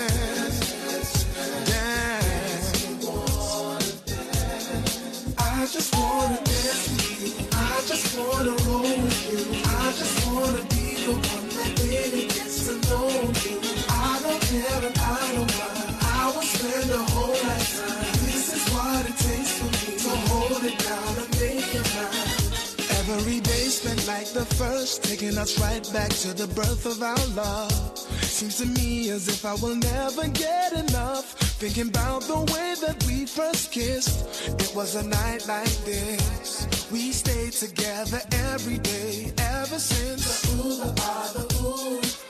The sounds of the birds and the bees, bringing you to your knees is all I wanna do. Dance, dance, dance, dance. Oh yeah. I just wanna dance with you. I just wanna roll with you. I just wanna be the one that really gets to know you. I don't care and I don't mind. I will spend the whole lifetime. This is what it takes for me to hold it down. That's Lamar. I just wanna dance with you. I just wanna Radio 2, 17 minutes to 4 in the afternoon. It's a BBC summer. I don't mind. I will spend the whole lifetime. This is what it takes for me. Alrighty then. It's time for Wednesday's Big Quiz, and Martin Draper is still our champion on the Big Quiz. Let me just tell you a little bit about Martin in case you haven't been listening this week. He's from Walton-on-Thames in Surrey, married to Liz for 4 years. He's a systems administrator and human resources trainer for Surrey Police. Enjoys canoeing and playing golf. He likes attending telly shows also. He said on Monday, I think it was, that he nearly ran over Phil Collins once. Yesterday, I think he got 8 points. He's been doing very well, very high points. He just seems to get the answers straight away. You're one of those guys that just whips through it. Are you one of those pub quiz guys? Pubby charity type quiz. Yeah. Yeah. Whenever we have the pub quiz guys on, it's almost like they've heard the questions before. Maybe. Yeah, their brain seems to work in a certain way, doesn't it? Yeah. I've no idea how mine works, Janie. Are you ready to play? Yep, ready. Here we go, Martin. Good luck. In the US, it's an elevator. What do we call it? Lift. How many railway stations on a Monopoly board? 4. What Scottish figure did Mel Gibson portray in the film Braveheart? William Wallace. Which tradesman might have the nickname Sparks? An electrician. The actress who plays Phoebe in the US TV comedy Friends was born this day in 1963. Who's she? Lisa Kudrow. What group had a top 10 hit in 1991 with Pandora's Box? Move on. Orchestral manoeuvres in the dark, OMD. What do you call the right side of a ship? Starboard. Correct. Which of the Queen's residences caught fire in 1992? Windsor Castle. Windsor is in which English county? Berkshire. The Lonsdale Belt is a trophy awarded in which sport? Boxing. Dallas character Gary Ewing went on to become a central character in which spin-off TV series? Knots Landing. Correct. One wrong, you're out now. Which duo had a top 10 hit in 1982 with Maneater? You're doing brilliantly well. Hall & Oates. Yes. Rotherham is in which English county? Yorkshire. The song Don't Cry For Me Argentina comes from which musical? Evita. In the 1996 movie Fever Pitch, Colin Firth plays a fanatical fan of which football club? Arsenal. Yes. Who wrote the book on which the movie is based? 10 seconds. Nick Hornby. Yes. Which British artist was singing about Love Resurrection in the 1984 Top 10? Alison Moyet. Yes. DCI Barnaby and Sergeant Troy are the main characters in which TV cop drama series? Midsummer Murders. Very good. Great. Fantastic. Fantastic. We had to go on to our extra questions. We only had 17 questions for you, so we went on to number 18 because you did so well. Fantastic. We went to our extra file. Wow. The computer was panicking. Difficult question. Stay there and we'll be coming back. Feel like a song without the words, a man without a soul, a bird without its wings, a heart without a home. I feel like a night without a soul, the sky without the sun, 'cause you are the one. I feel like a ship beneath the waves, a child who's lost its way, a door without a key, a face without a name. I feel like a breath without the air, and every day's the same since you've gone away. I gotta have a reason to wake up in the morning. You used to be the one that put a smile on my face. There are no words that could describe how I miss you, and I miss you every day. Yeah. And I'm never gonna leave your side, and I'm never gonna leave your side again. Still holding on, girl, I won't let you go. 'Cause when I'm lying in your arms, I know I'm home. They tell me that a man can lose his mind, living in the pain, recalling times gone by, crying in the rain. You know I've wasted half the time, and I'm on my knees again till you come to me. Yeah. I gotta have a reason to wake up in the morning. You used to be the one that put a smile on my face. There are no words that could describe how I miss you. And I miss you every day. Yeah. And I'm never gonna leave your side, and I'm never gonna leave your side again. Still holding. Back on the big quiz, and we're going to go to Thetford in Norfolk. You're married to Natasha Keith, that's Keith Wood, for 8 years, and she's Russian. You got a Russian wife, Keith? Yes, I have. So do you speak any Russian yourself? Да, я могу говорить по-русски. No, then. That was very good. What did you say? I'm able to speak in Russian. You got married in Russia. Yes. And you got one daughter who's Kate, who's 12 and a half. Under what circumstances did you get to marry a Russian girl? They wouldn't allow her to visit England. I've been working there since 1995, and we decided to do it there. And what did you do in Russia yourself, then? I was teaching English as a foreign language. Oh, I see, OK. And you met, and then they wouldn't allow her to travel, unless she was married, I suppose. No, it doesn't matter if you're married or not. If they decide she can't come, she can't come. I wrote to the British consul and we sorted it out, and she's living in England now. Now, what year was this? She first came 98, I think it was the first time. Been together a long time. Now, you're a shed person, aren't you? Yes. You look I after... don't look after sheds, I look after ducks. Ducks you look after? Yeah. So how many... 17,000. Sorry? 17,000. You have 17,000 ducks? Yeah, not all in one shed. They're in 3 separate sheds. Right, what do you got them for, then? That's where you get your Peking duck from. Oh, so they're not alive all of the time? Yes. You don't They build go up to a the- relationship and give them a name, let's put it that way. I can't remember them all, that's the problem. No. Now, in the past, you've worked as a nurse, a ladies' hairdresser, teacher of English as a foreign language, as you told us, a tractor driver, a farm worker, a personnel officer, a training officer, a helicopter medic, a radio presenter, a singer, a writer, an irrigation officer, and a storeman. So no doubt the covering letter that goes out with your CV says, I am very versatile. Something like that. I've had to condense it. There's about 10 pages altogether. There's more than that. In other words, you can't keep a job down. Circumstances changed. That's great. Where were you a radio presenter then? On an island, Madeira. Really? Just off the coast of Oman. Because I'm a radio presenter on an island myself. But you've never done the irrigation work? No, I didn't do any irrigation work or a tractor driver. Only in the garden, probably. Fantastic. Well, that's great. Well, let's see how well you do on the big quiz. Here it comes. How many days in September? 30. What type of coat was worn by Fonzie in Happy Days? Coat? Yeah, a leather coat. Yeah, leather coat, leather jacket, we'll take it. Kleptomania is a desire to do what? A what mania? Kleptomania. Oh, steal things. Yes, sir. Which film actor particularly famous for his westerns was known as the Duke? John Wayne. England won the Football World Cup this day, 1966. Which team did they beat? West Germany. Yeah. What is the capital of the United Germany?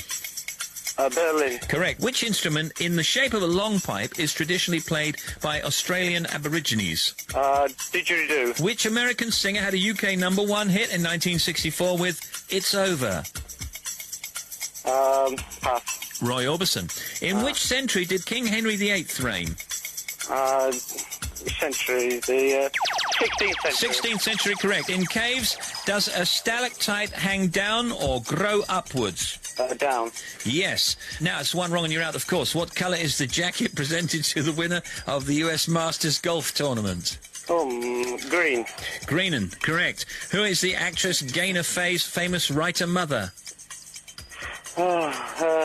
Joan Collins? No, it's Gay Miller. Sorry, Kay Miller. Kay Miller is Gaynor Faye's famous writer-mother.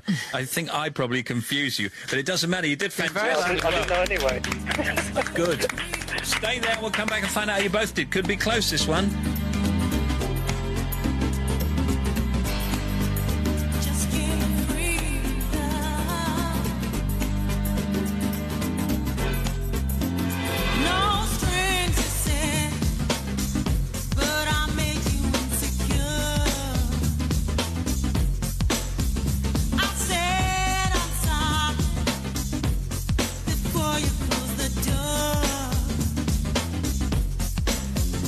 I swear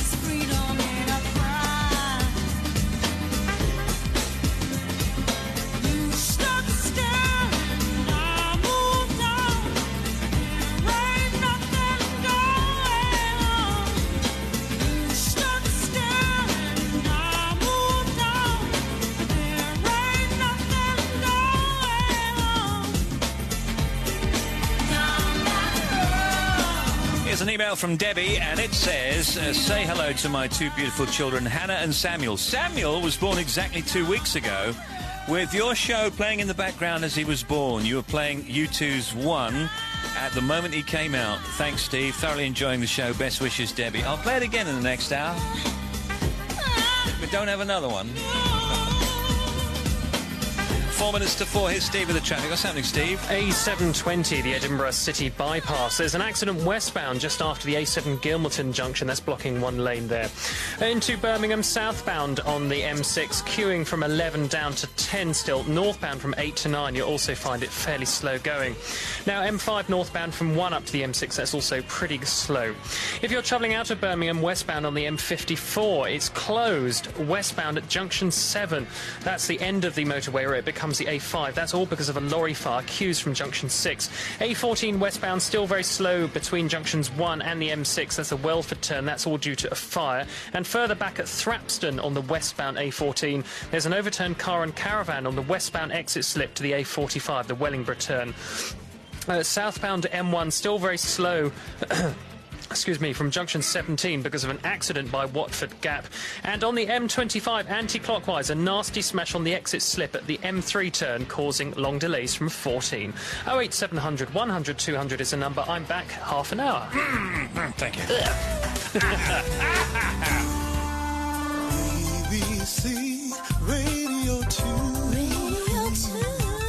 Jonathan Ross and Andy Davis. It looks to me like the summer's over, doesn't it, you? Yeah, it's all over, that's it. Winter draws on, ladies. Winter draws on.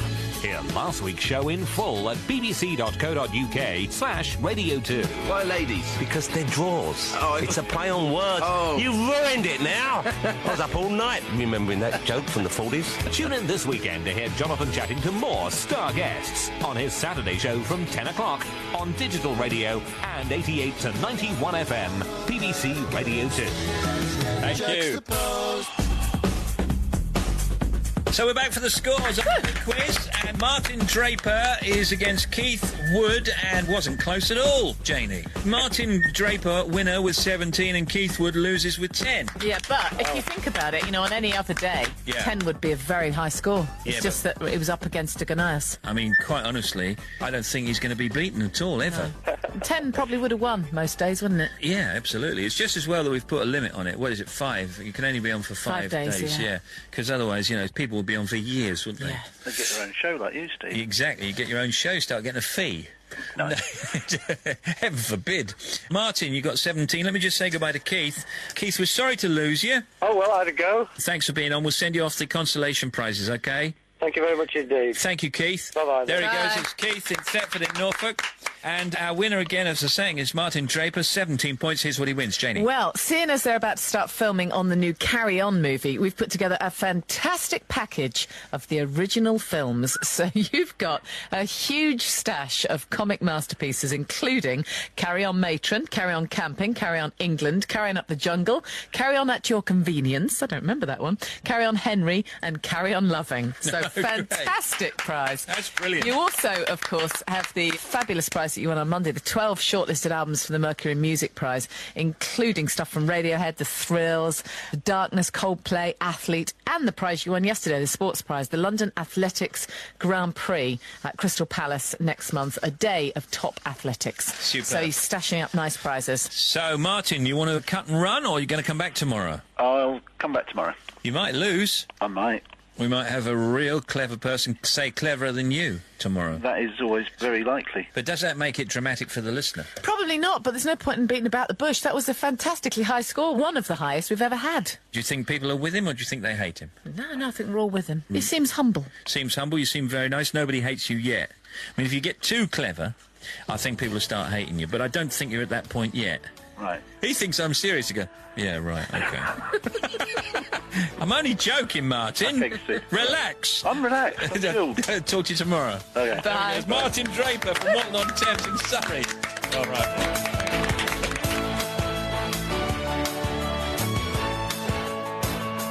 Now, Kerry Davis is going to be on sport. John Marsh is on the news, of course. Miles Mendoza here, and all 4 Rolling Stones talk to this show exclusively in our next hour on Steve Wright in the Afternoon.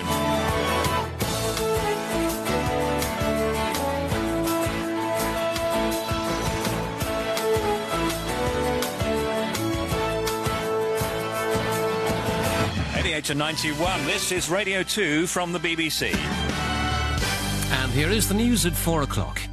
In the past half hour, President Bush has been talking about Iraq at the White House. He said that 90 days after the end of major combat operations, the country was on the path to self-government and peace. Journalists asked Mr. Bush about the search for Saddam Hussein. I don't know how close we are to getting Saddam Hussein. You know, it's closer than we were yesterday, I guess. All I know is we're on the hunt. If you'd asked me right before we got his sons how close we were to get his sons, I'd say, I don't know, but we're on the hunt. We're making progress. It's slowly but surely making progress of bringing those who terrorize their fellow citizens to justice and making progress about convincing the Iraqi people that freedom is real. Tony Blair has acknowledged that he's not yet convinced people that war in Iraq was justified. But speaking at a news conference this morning, he said voters would ultimately judge his government on issues closer to home, like the economy, healthcare, education and crime. One of the fiercest critics of the conflict in Iraq, the former Labour Minister Glenda Jackson, said the issue was not going to go away. Most centrally on the issue of weapons of mass destruction and the ability for them to be launched within 45 minutes, which was the central argument after 6 different scenarios that the government had presented to the people of this country for a preemptive strike against Iraq. A huge undercover operation by detectives in Bristol to break up the city's crack cocaine trade has resulted in dozens of arrests. Police intelligence suggested Yardie gangs were responsible for much of the dealing. 27 of those arrested were Jamaican nationals, and some have been handed over to the Immigration Service. Anti-terrorist police officers have searched the homes of 2 leaders of the radical Islamic group Al-Muhajirun in London and Essex. The group's London offices were also searched. British Airways and trade unions representing ground staff at Heathrow are trying again to settle their dispute over a controversial new method of clocking on using electronic swipe cards. Union leaders say they're hopeful a deal can be done today. The court in Athens has found 2 British students guilty of causing grievous bodily harm to a Greek shopkeeper last weekend. The man suffered serious injuries to his leg and bruising to his face. Brothers Christian and Frederick Stermos Johnson were each sentenced to 1 year in prison. Their mother, Vera Johnson, was jailed for 3 months for insulting behaviour. The family says it plans to appeal. The body of a naked woman has been found on a riverbank in Moscow, the 12th woman's body to be discovered in the Russian capital this month. The Russian media fear a serial killer is on the loose. The annual report into the financial health of English football has been published.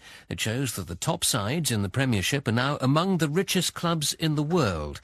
Deloitte & Touche, which compiles the figures, predicts that by the end of next season, the gap between the Premiership and the Football League will be almost impossible to bridge.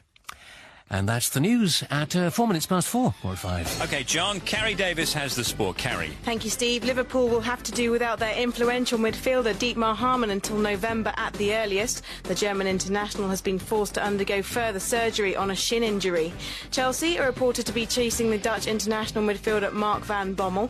His club PSV Eindhoven are asking for around £10 million. Aston Villa have agreed a fee with Sunderland for Danish international goalkeeper Thomas Sorensen. It's believed to be just over £2 million, with personal terms now set to be discussed. Heavyweight boxing champion Lennox Lewis has confirmed that a rematch bout with Vitaly Klitschko will be his last. He beat the Ukrainian in Los Angeles last month, but should that fight not go ahead, Lewis will retire straight away. And England opening batsman Marcus Trescothick has been passed fit for tomorrow's second test against South Africa at Lords. Trescothick won't field in the slips, though, as he aims to protect a broken finger. Alex Stewart will also line up after recovering from a knee injury. It was Carrie Davis, BBC Sports. Steve Wright, 88 to 91. In the afternoon.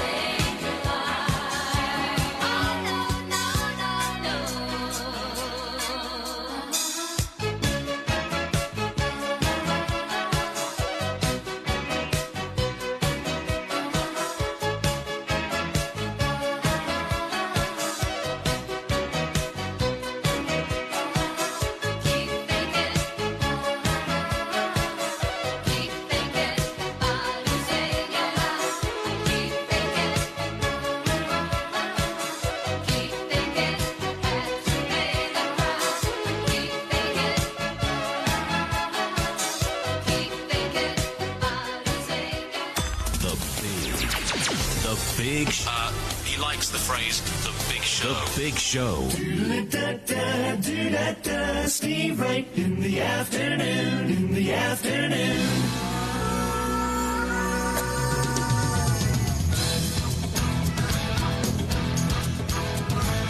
BBC Radio 2. You can't manufacture a miracle. The silence was pitiful that day. Love is getting too cynical. Passion's just physical these days. You analyze everyone you meet, but get no sign of being kind. Every night you admit defeat and cry yourself blind.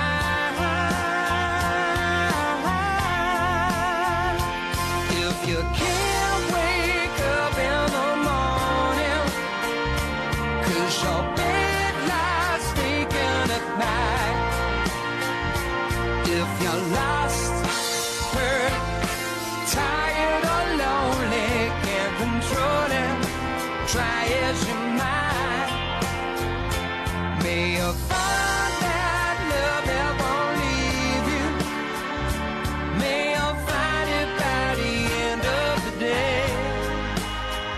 You won't be lost, hurt, tired and lonely. Something beautiful will come your way.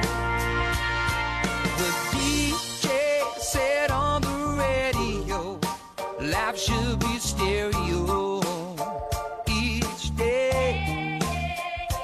If the pastor cast the unsuitable instead of some kind of beautiful, you just couldn't wait. All your friends think you're satisfied, but they can't see your soul. No, no, no. Forgot the time feeling petrified when they lived alone. If you can't wake up in the morning, 'cause your bed lies vacant at night. If you're lost, hurt, tired and lonely, can't control it, try as you might. May you find that love that won't leave you. May you find it by the end of the day. You won't be lost, hurt, tired and lonely. Something beautiful will come your way.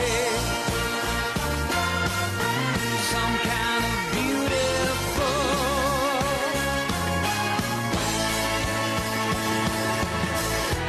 All your friends think you're satisfied, but they can't see your soul. No, no, no.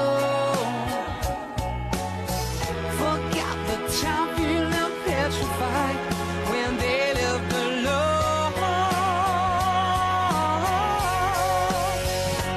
May you find that love that won't leave you.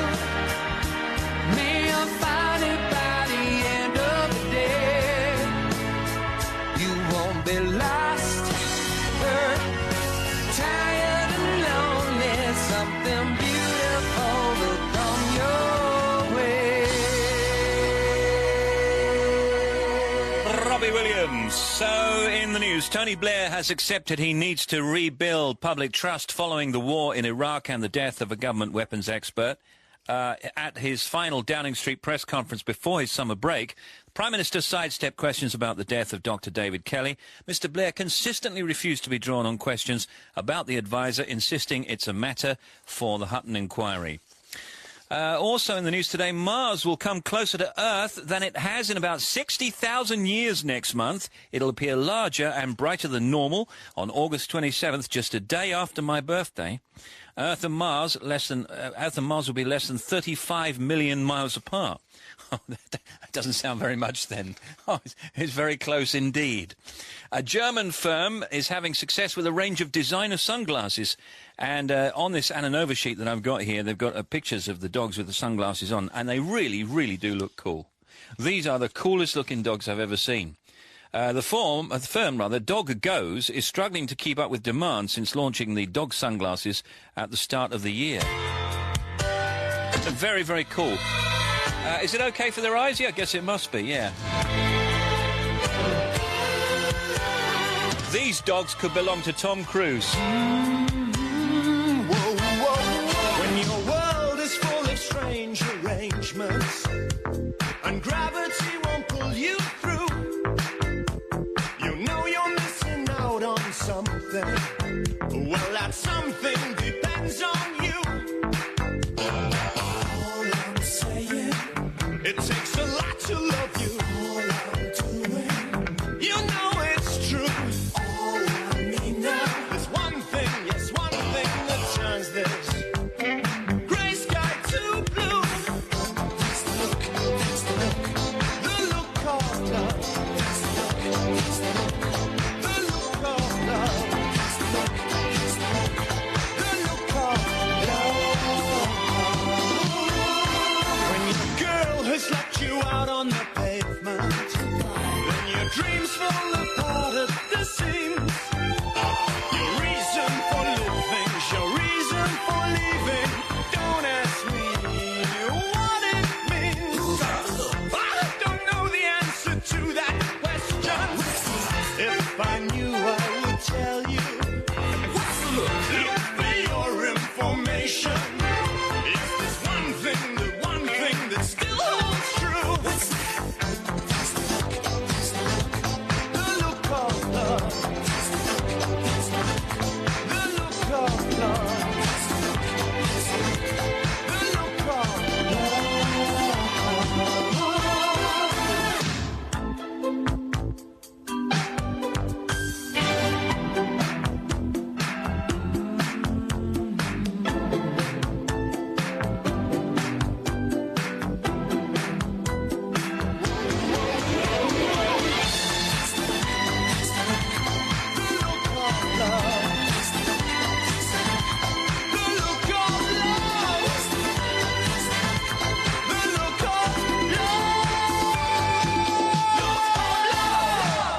judge a book by the cover, then you judge the look by the lover. I hope you'll soon recover. Me, I go from one extreme to another. And then my friends just might ask me, they say, Martin, maybe one day you'll find true love. I say, maybe there must be a solution to the one thing we can find.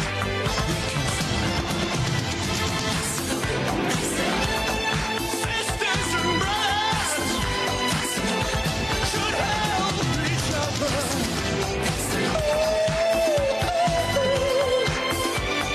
Heavens above, hip hip hooray! Yippee-yi, yippee-yi-yi! We love you, love. Look of love. 88 to 91 FM. BBC Radio 2. Factoids. Now, the only real food that US astronauts are allowed to take into space is pecan nuts. Is that right? Real food, yeah. I wonder why only pecan nuts. Why not other nuts if nuts are okay? I don't know. That's a very good question. And no shepherd's pies or anything like that. No, and the ice cream has to be, like, powdered, doesn't That's it? right. And dried. No liver and Right, bacon. No. None of that. No, no pot noodles. No sprouts. No. No peaches in a can. Kind of unhealthy, won't it? well, I guess so. Yeah. Rhinos are in the same family as horses, and they're thought to have inspired the myth of the unicorn. 9 in 10 of London's ladybirds suffer from a sexually transmitted disease, according to a new study today. The figure is well above that of the ladybird population outside of the UK capital, and scientists have been looking for an explanation. I was talking earlier about a factoid about fingerprints. Yeah. But did you know this? The fingerprints of koala bears are virtually indistinguishable from those of humans. So much so that they could actually be confused at a crime scene. Really? Do they have... It wasn't me, Gov, it was the koala. But I wonder if every koala bear has a different fingerprint. Oh, quite probably. And also, do they have, like, hands like ours, then? Are their paws like our hands? I suppose they must be, mustn't they? Well, they've obviously got little fingers. Oh, bless them. While unopened, coconuts can be stored at room temperature for up to 6 months, depending on the age of the nut. Mass infestation by scales threatened to destroy the burgeoning California citrus groves in the late 19th century. Orchard owners gained complete control of the scale insects within 2 years after Vidalia ladybirds were imported. The operation cost around $5,000 and saved millions of dollars annually. In the 40s, DDT spray programs eliminated the ladybirds, but the scale insects reappeared in force. So reintroduction of the beetle and tempering of chemical applications again saved the citrus industry. That was a very long factoid. Factoids.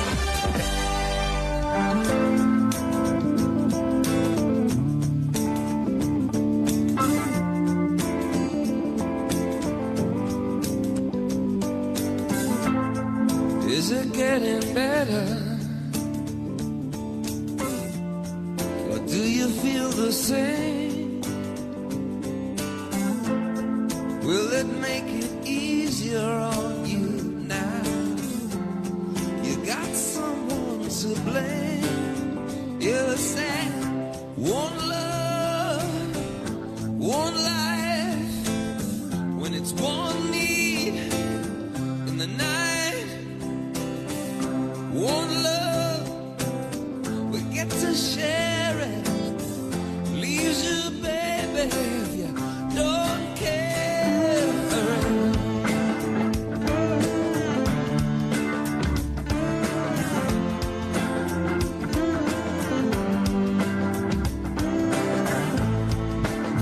Did I disappoint you? Or leave a bad taste in your mouth? Like you never had them. You want me to go without. Well, it's too late tonight to drag the past out into the light. We're one, but we're not the same. We get to carry each other, carry each other. Whoa.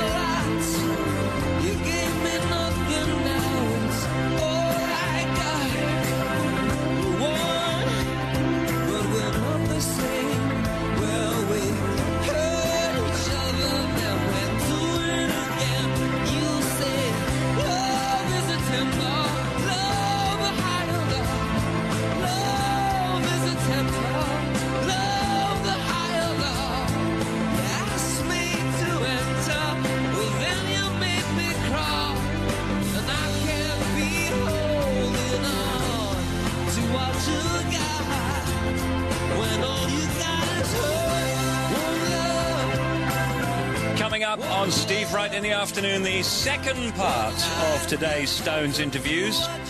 On BBC Two Telly tonight, Top of the Pops 2 620 with myself, bringing you madness and Kraftwerk and Will Smith and fun-loving criminals. That's Top of the Pops 2 620 for me.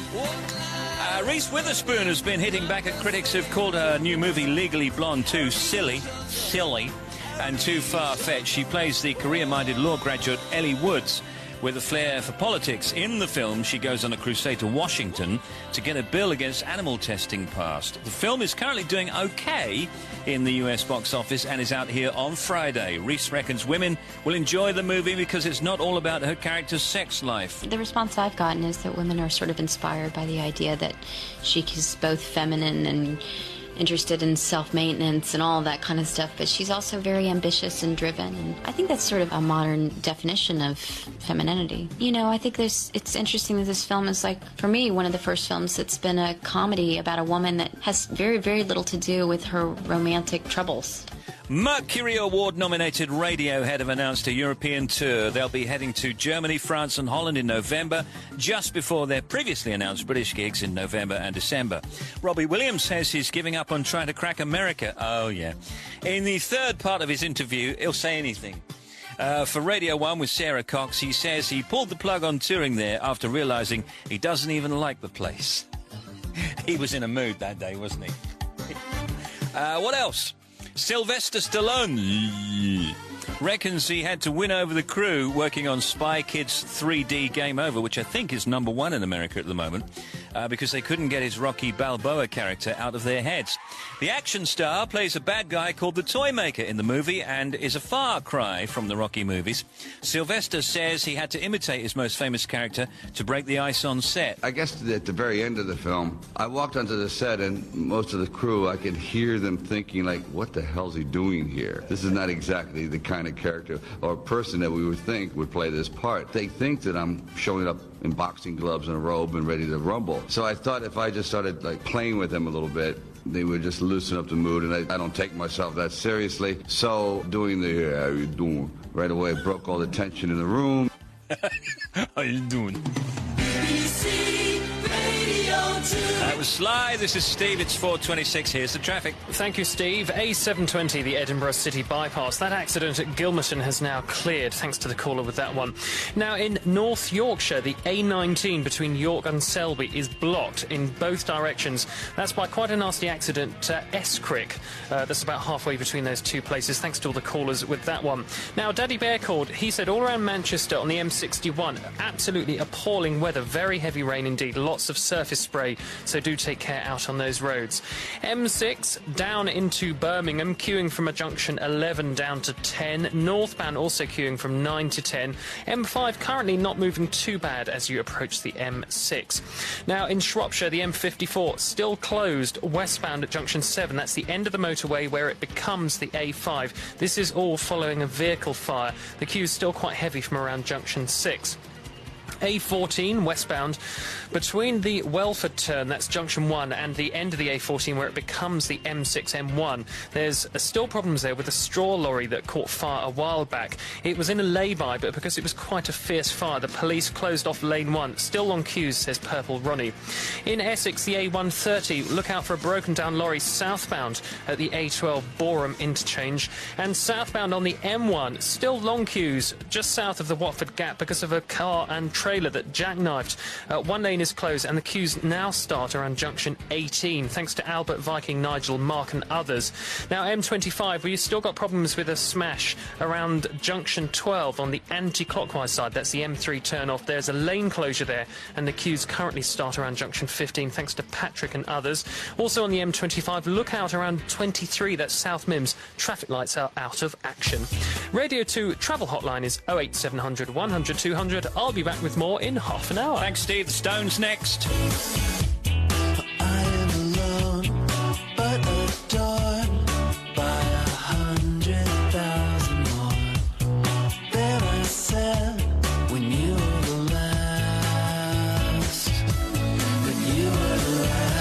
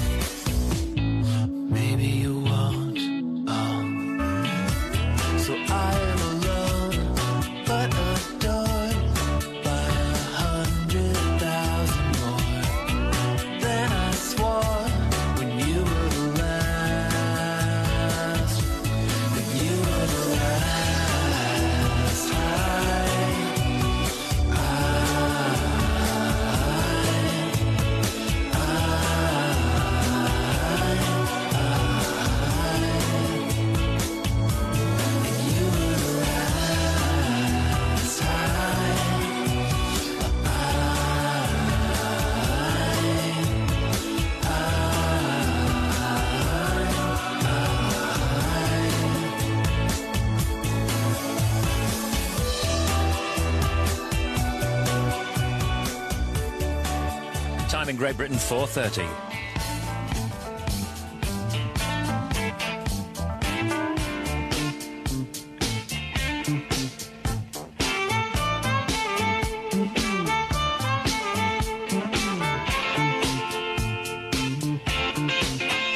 I've been holding it so long. I've been sleeping all alone. Lord, I miss you. I've been hanging on the phone. I've been sleeping all alone. I won't kiss you.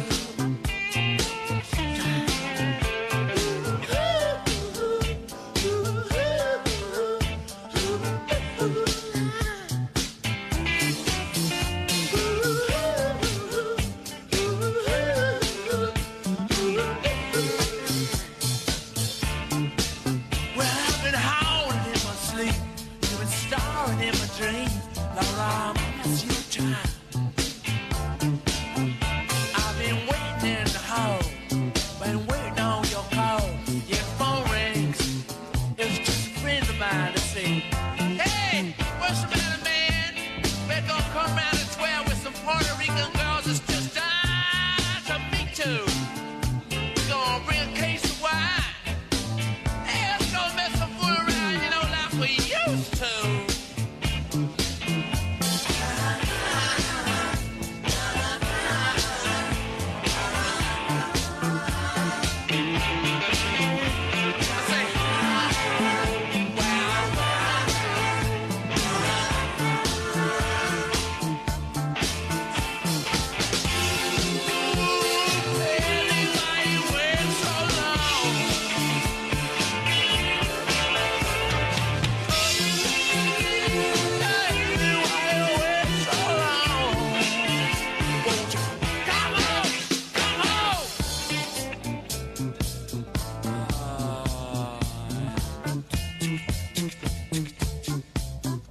I've been walking Central Park, singing After Dark. People think I'm crazy. Stuffing on my feet, shuffling to the street, asking people, what's the matter with you, boy? Sometimes I want to say to myself, sometimes I say,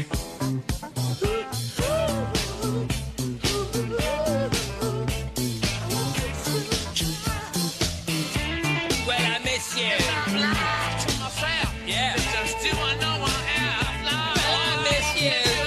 We got more from our exclusive interviews with the Stones, so let's go back to Mick Jagger. Do you think that over the years, the tabloid interest in you, and I'm not going to get into any personal stuff, but the general tabloid interest in you almost overshadows other things that you do, and that's to your detriment? Yeah, to a point, I think that's true. I mean, especially in England. I don't think it's necessarily true in other countries. I think that England is a special case. Because, you know, you go to other countries and that's not true. We had McCartney on a few months ago, and I get the impression there's nothing that surprises him at all about the tabloids or about anything that they can say or do. Yeah. You must be at that stage. Nothing surprises you. No, nothing really surprises you. But it still can be really annoying. I mean, I've been living with that since I was 19, so has Paul McCartney. So it's not really surprising that neither of us are very surprised by what they get up to. But it's a very cutthroat world, tabloid journalism, and they're also desperate to sell a few more papers. Is it still capable of upsetting you, though? Or is it now water over the duck's Of back? course you can be upset by things that they say, and unfortunately there's very little recourse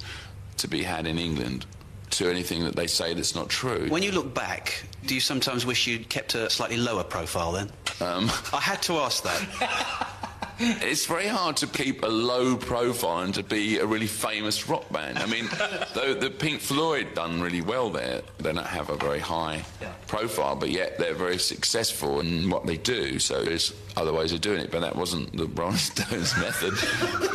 Anything to say, do you think, Mick, about Tony Blair and about Labour government, about Iraq? I do find that some people can't stand, I have a lot of friends here on the road with me who can't stand Tony Blair's speaking style and all that sort of thing.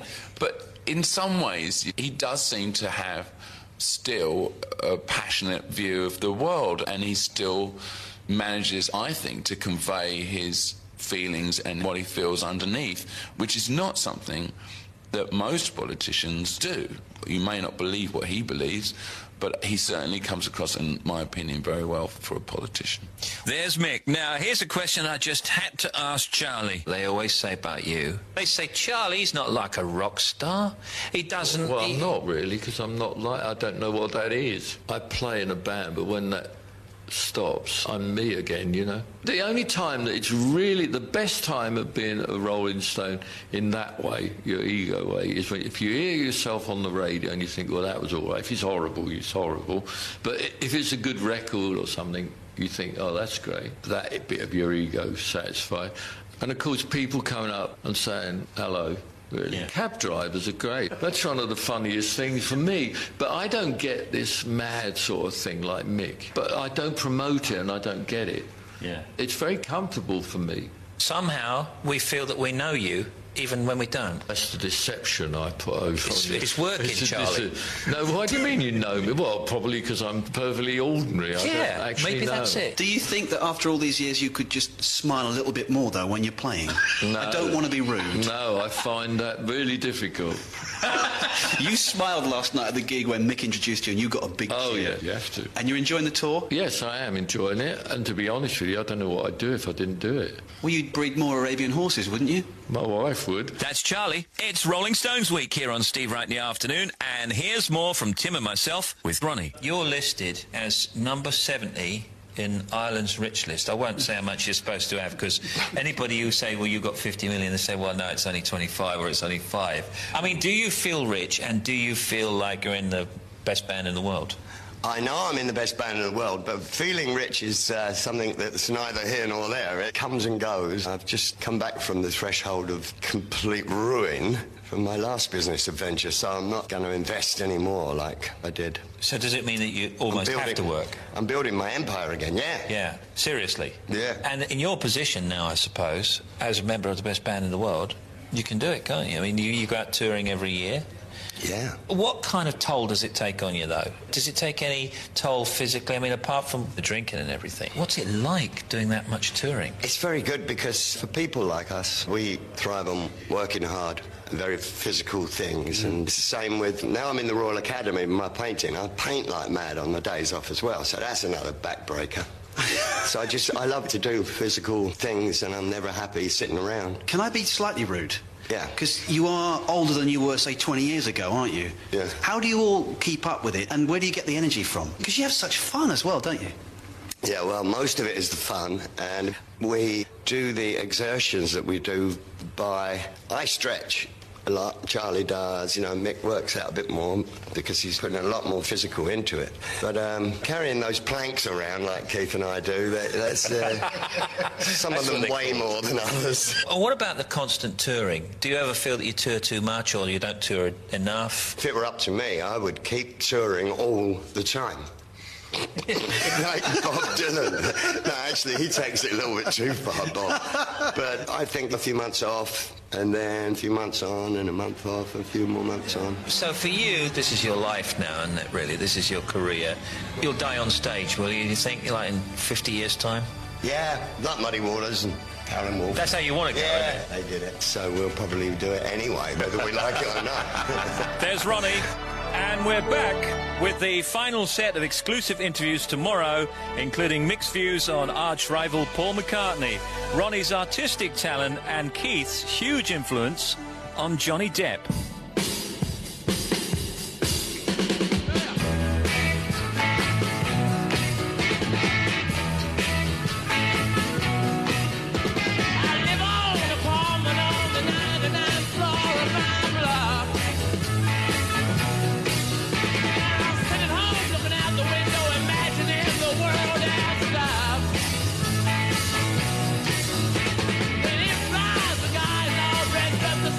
Union Jack.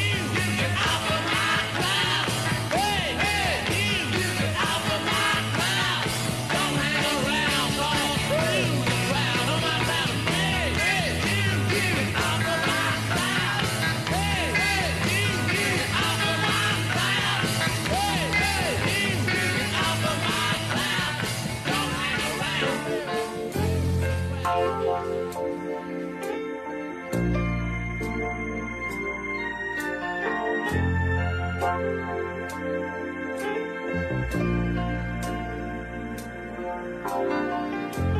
I come home, baby, and I've been working all night long,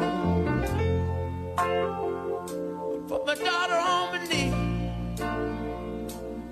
and she said, Daddy, what's wrong? She whispered in my ear so sweet. You know what she said? She said, ooh, Daddy, you're a fool to cry. You're a fool to cry.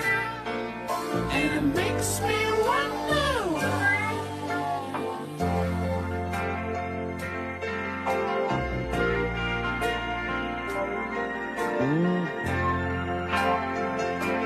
Daddy, you're a fool. You know, I got a woman. Daddy, you're a fool. And she live in a poor part of town. And I go see her sometime. We make love so fine. I put my head on her shoulder. She said, tell me all the trouble. You know what she said? She said, ooh, Daddy, you're a fool to cry. You're a fool to cry. And it makes me wonder why. Daddy, you're a fool to cry.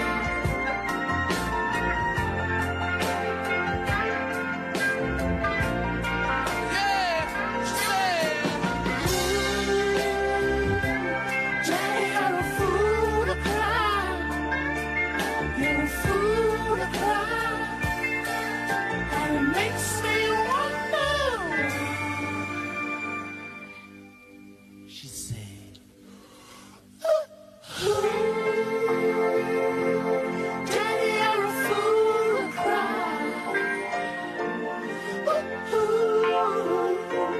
Daddy, you're a fool to cry. Daddy, you're a fool to cry. Daddy, you're a fool to cry. Even my friends say to me sometimes, I make out like I don't understand. You know what they say? They say, Daddy, you're a fool to cry. You're a fool to cry.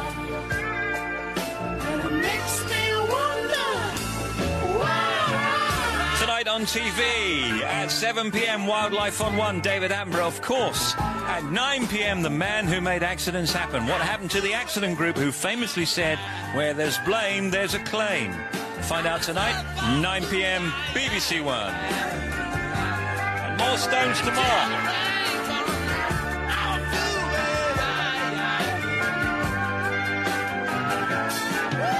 Now it's time for Miles Mendoza's website of the day. Miles is here every day with an exciting website. And what is it today, Miles? Well, you'll be familiar with the old monkeys and Shakespeare theory, won't you? Yes, of course. If you left monkeys long enough, they'd be able to write all of Shakespeare's plays. Exactly. The premise is that you take an infinite number of monkeys and an infinite number of typewriters, stick them in a room, and eventually they will churn out the complete work. Personally, I don't believe it because of the evolutionary theory. I think it would take, obviously, millions of years, and I don't believe it, Miles. Well, I mean, this is the point. It's never been possible to prove it one way or the other, has it? Because of the inherent problem of assembling an infinite number of monkeys and an infinite number of typewriters. But now, today's site could change all that. They probably wouldn't use typewriters either, would they, Miles? They might not, I suppose. Word processors. They might use the word processor now, but that was the original premise, and I think it's best not to stir from the original premise. No, but I don't want to be pedantic, but first of all, you've got to teach them to use a word processor. That's the first thing to do. Well, no, you don't, really. That's the point, you see. You just leave them in a room and just let them hammer They just away. tap wildly, don't they? Well, anyway, so to put this to the test properly, what we need is a monkey Shakespeare simulator. simulator, and that's what today's website is, the Monkey Shakespeare Simulator, which you'll find by following the link from the website of the day page at bbc.co.uk/radio2. So what's the idea of it?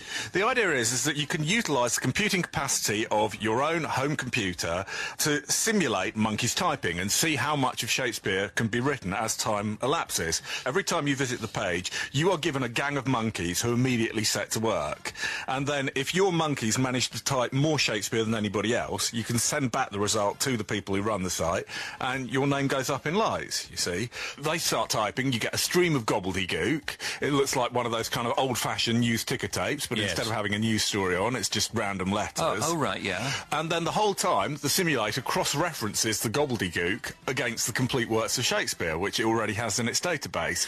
So if you get a stream of 2 or 3 letters that it recognises from Shakespeare, it immediately flags that up, you see. Well, I once knew a little monkey. It was a rhesus monkey, I think. It was over in the Norfolk district, and we left it there with a word processor, and when we came back, only after a week it had written slings and arrows, and I thought, well, that's not enough, is it, Miles? It's not, really, is it? But you see, this will continue to become more successful as time goes by, because if you start off with the point that there are about 80 keys on a typewriter, so you've only got a 1 in 80 chance that the first letter it hits will be a Shakespearean letter, and then as soon as you get 2 letters, then that chance is cut in half. So the odds of getting 10 right letters out of Shakespeare in a row is 107,000 million to 1. Obviously, those results are going to be quite dull, so what they need to do is they need to allow the population of monkeys to increase exponentially. So they've got an infinite number of bananas to sustain the monkeys. Yes. And at any time on the simulator, you can actually see not only the number of letters and pages that have been generated, you've seen the number of monkey years that have elapsed and the number of bananas that have been consumed. So, any decent result at all after all of that time? Well, the best result so far is 4 letters in a row from The Winter's Tale. So this happened only 4 days ago, and it only took 195 monkey years. So the line from The Winter's Tale is, Arch, if you shall chance Camillio to visit Bohemia on the like occasion whereon my services are now on And what foot. did he write, the monkey? He wrote Arch, JDTAQMU:JTQM apostrophe, and so on. And I'm willing to bet he's copied that as well. Plagiarism, that is. Yeah. So how do we get there, Miles? Just follow the link from the website of the day page, which is at bbc.co.uk/radio2, to find out if your monkey can generate Shakespeare. Very interesting, very funny. Miles Mendoza's website of the day.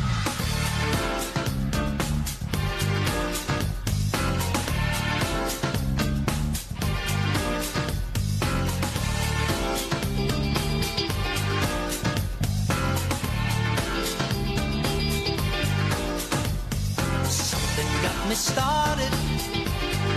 You know that I will love you. Lately since we parted, I truly know that I need you. I give it all up for you. I give it all up for you. I give it all up for you. I give it all up for you. I give it all up for you. Yes, I give it all up for you. Yes, I give it all up for you. Yes, I give it all up for you. Yes, I would.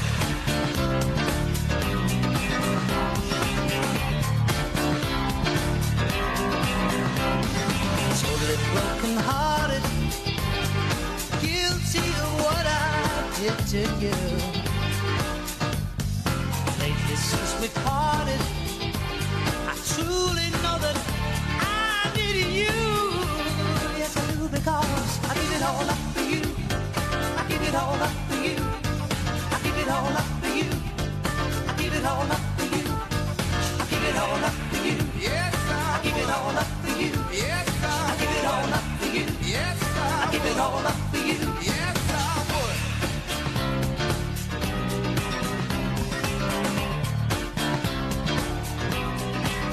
Come on.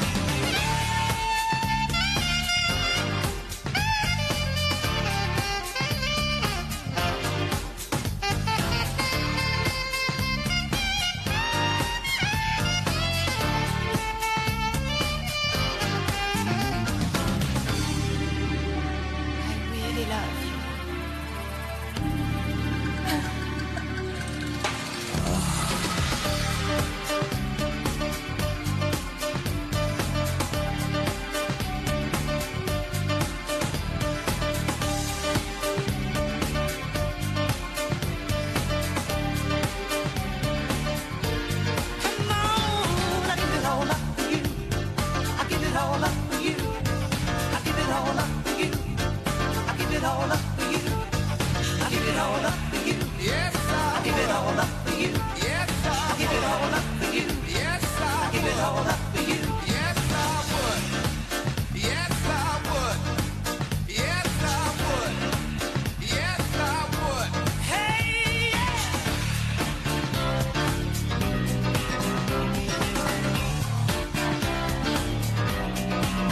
Yes, I would. Yeah. Yes, I would. Something got me started. Hey, something got me started. You got to something got me started. You got to something got me started. You got to something got me started. You got to something got me started. Take it out. Tomorrow on our programme, more Mick, Keith, Ronnie, and the other one. Rolling Stones Part 3 tomorrow. Steve Wright in the afternoon. Andy Charlie at the back. BBC Radio 2. And Steve's on the traffic, Steve. M6 northbound around junction 40, that's Penrith, still down to just one lane while they recover a lorry accident from this morning. Tinkerbell says it's fairly slow going through there. In North Yorkshire, the A19 still closed between York and Selby, blocked by an accident at Escrick. Watch out for delays there. M62 West Yorkshire, there's a breakdown at junction 27, that's on the westbound carriageway. And in the Nottingham area, very heavy rain indeed, and as a result, possibly, we've had an accident northbound on the M1 around Tibshelf Services. Now, that's between 28 and 29, just a mile and a half after the services. A nasty accident there, thanks to Mike the Frog for that one. Now, don't be shy, Monty's dad and Juan Moment all called up about the M42 northbound between junctions 9 and 10. That's coming up to Tamworth. There's been an accident there in the outside lane. Through Birmingham, northbound on the M6, very slow from 6 to 10. Now, we've got a slow, wide load just trundled through the sort of Wolverhampton area, adding to the delays there. Southbound also queuing from 11 down to 10. M54 as you travel west from Birmingham across towards the A5. Still very slow indeed. We had a lorry fire in the Shrewsbury area, still big delays there. M4 East, 19 to 18, Bristol to Bath. One lane closed for roadworks. 3 miles of queues there, says Nathaniel's dad. And the A14 westbound between junctions 1 and the M6, that's Welford up to the M6. This lorry fire is still on fire, the Hay lorry. Big queue, says Big Ray and Judy, that start around junction 1. Platform engineer says the northbound M11, there's an accident just as you get to junction 7, that's Harlow. And southbound on the M1, long queues from junction 19 down to Watford Gap Services. A couple of vehicles stuck there. Now, M25 still very slow from 15 down to 12. That's following an accident. Radio 2 travel hotline 08700 100 200. Thanks, Steve. Stuart McConey's got Mark Steele, funny guy. Tim Smith, 3 a.m, sits in for Alex. And we're back tomorrow at 2 for another Steve Wright in the afternoon. Have a nice night. Good night. Ooh, yeah. Yeah. I want to dance. Clock strikes upon the hour and the sun begins to fade. Still enough time to figure out how to chase my blues away. I'm gonna ride up till now. It's the light of day that shows me how. And when the night falls, loneliness falls. Oh, I wanna dance with somebody. I wanna feel the heat with somebody. Yeah, I wanna dance with somebody.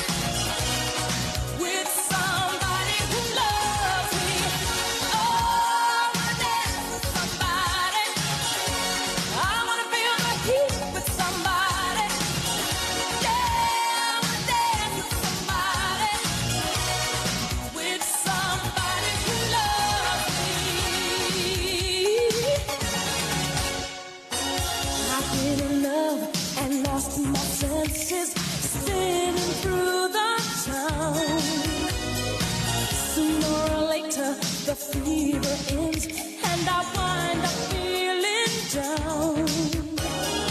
I need a man who'll take a chance on a love that burns hot enough to last. So when the night falls, my lonely heart calls. Oh, I wanna dance with somebody. I wanna feel the heat with somebody. Yeah, I wanna dance with somebody. With somebody who loves me. Oh, I wanna dance with somebody. I wanna feel the heat. Yeah, I wanna dance with somebody. With somebody who loves me. Somebody who loves me. Somebody who to hold me in his arms. Oh, I need a man to take a chance on a love that burns hot enough to last. So when the night falls, my lonely heart calls. Oh, I wanna dance with somebody. I wanna feel the heat with somebody. Yeah, I wanna dance with somebody. With somebody who loves me. Oh, I wanna dance with somebody. I wanna feel the heat with somebody. Yeah, I wanna dance with somebody. With somebody who loves me. Come on, baby. Steve Wright in the afternoon on Radio 2 from the BBC.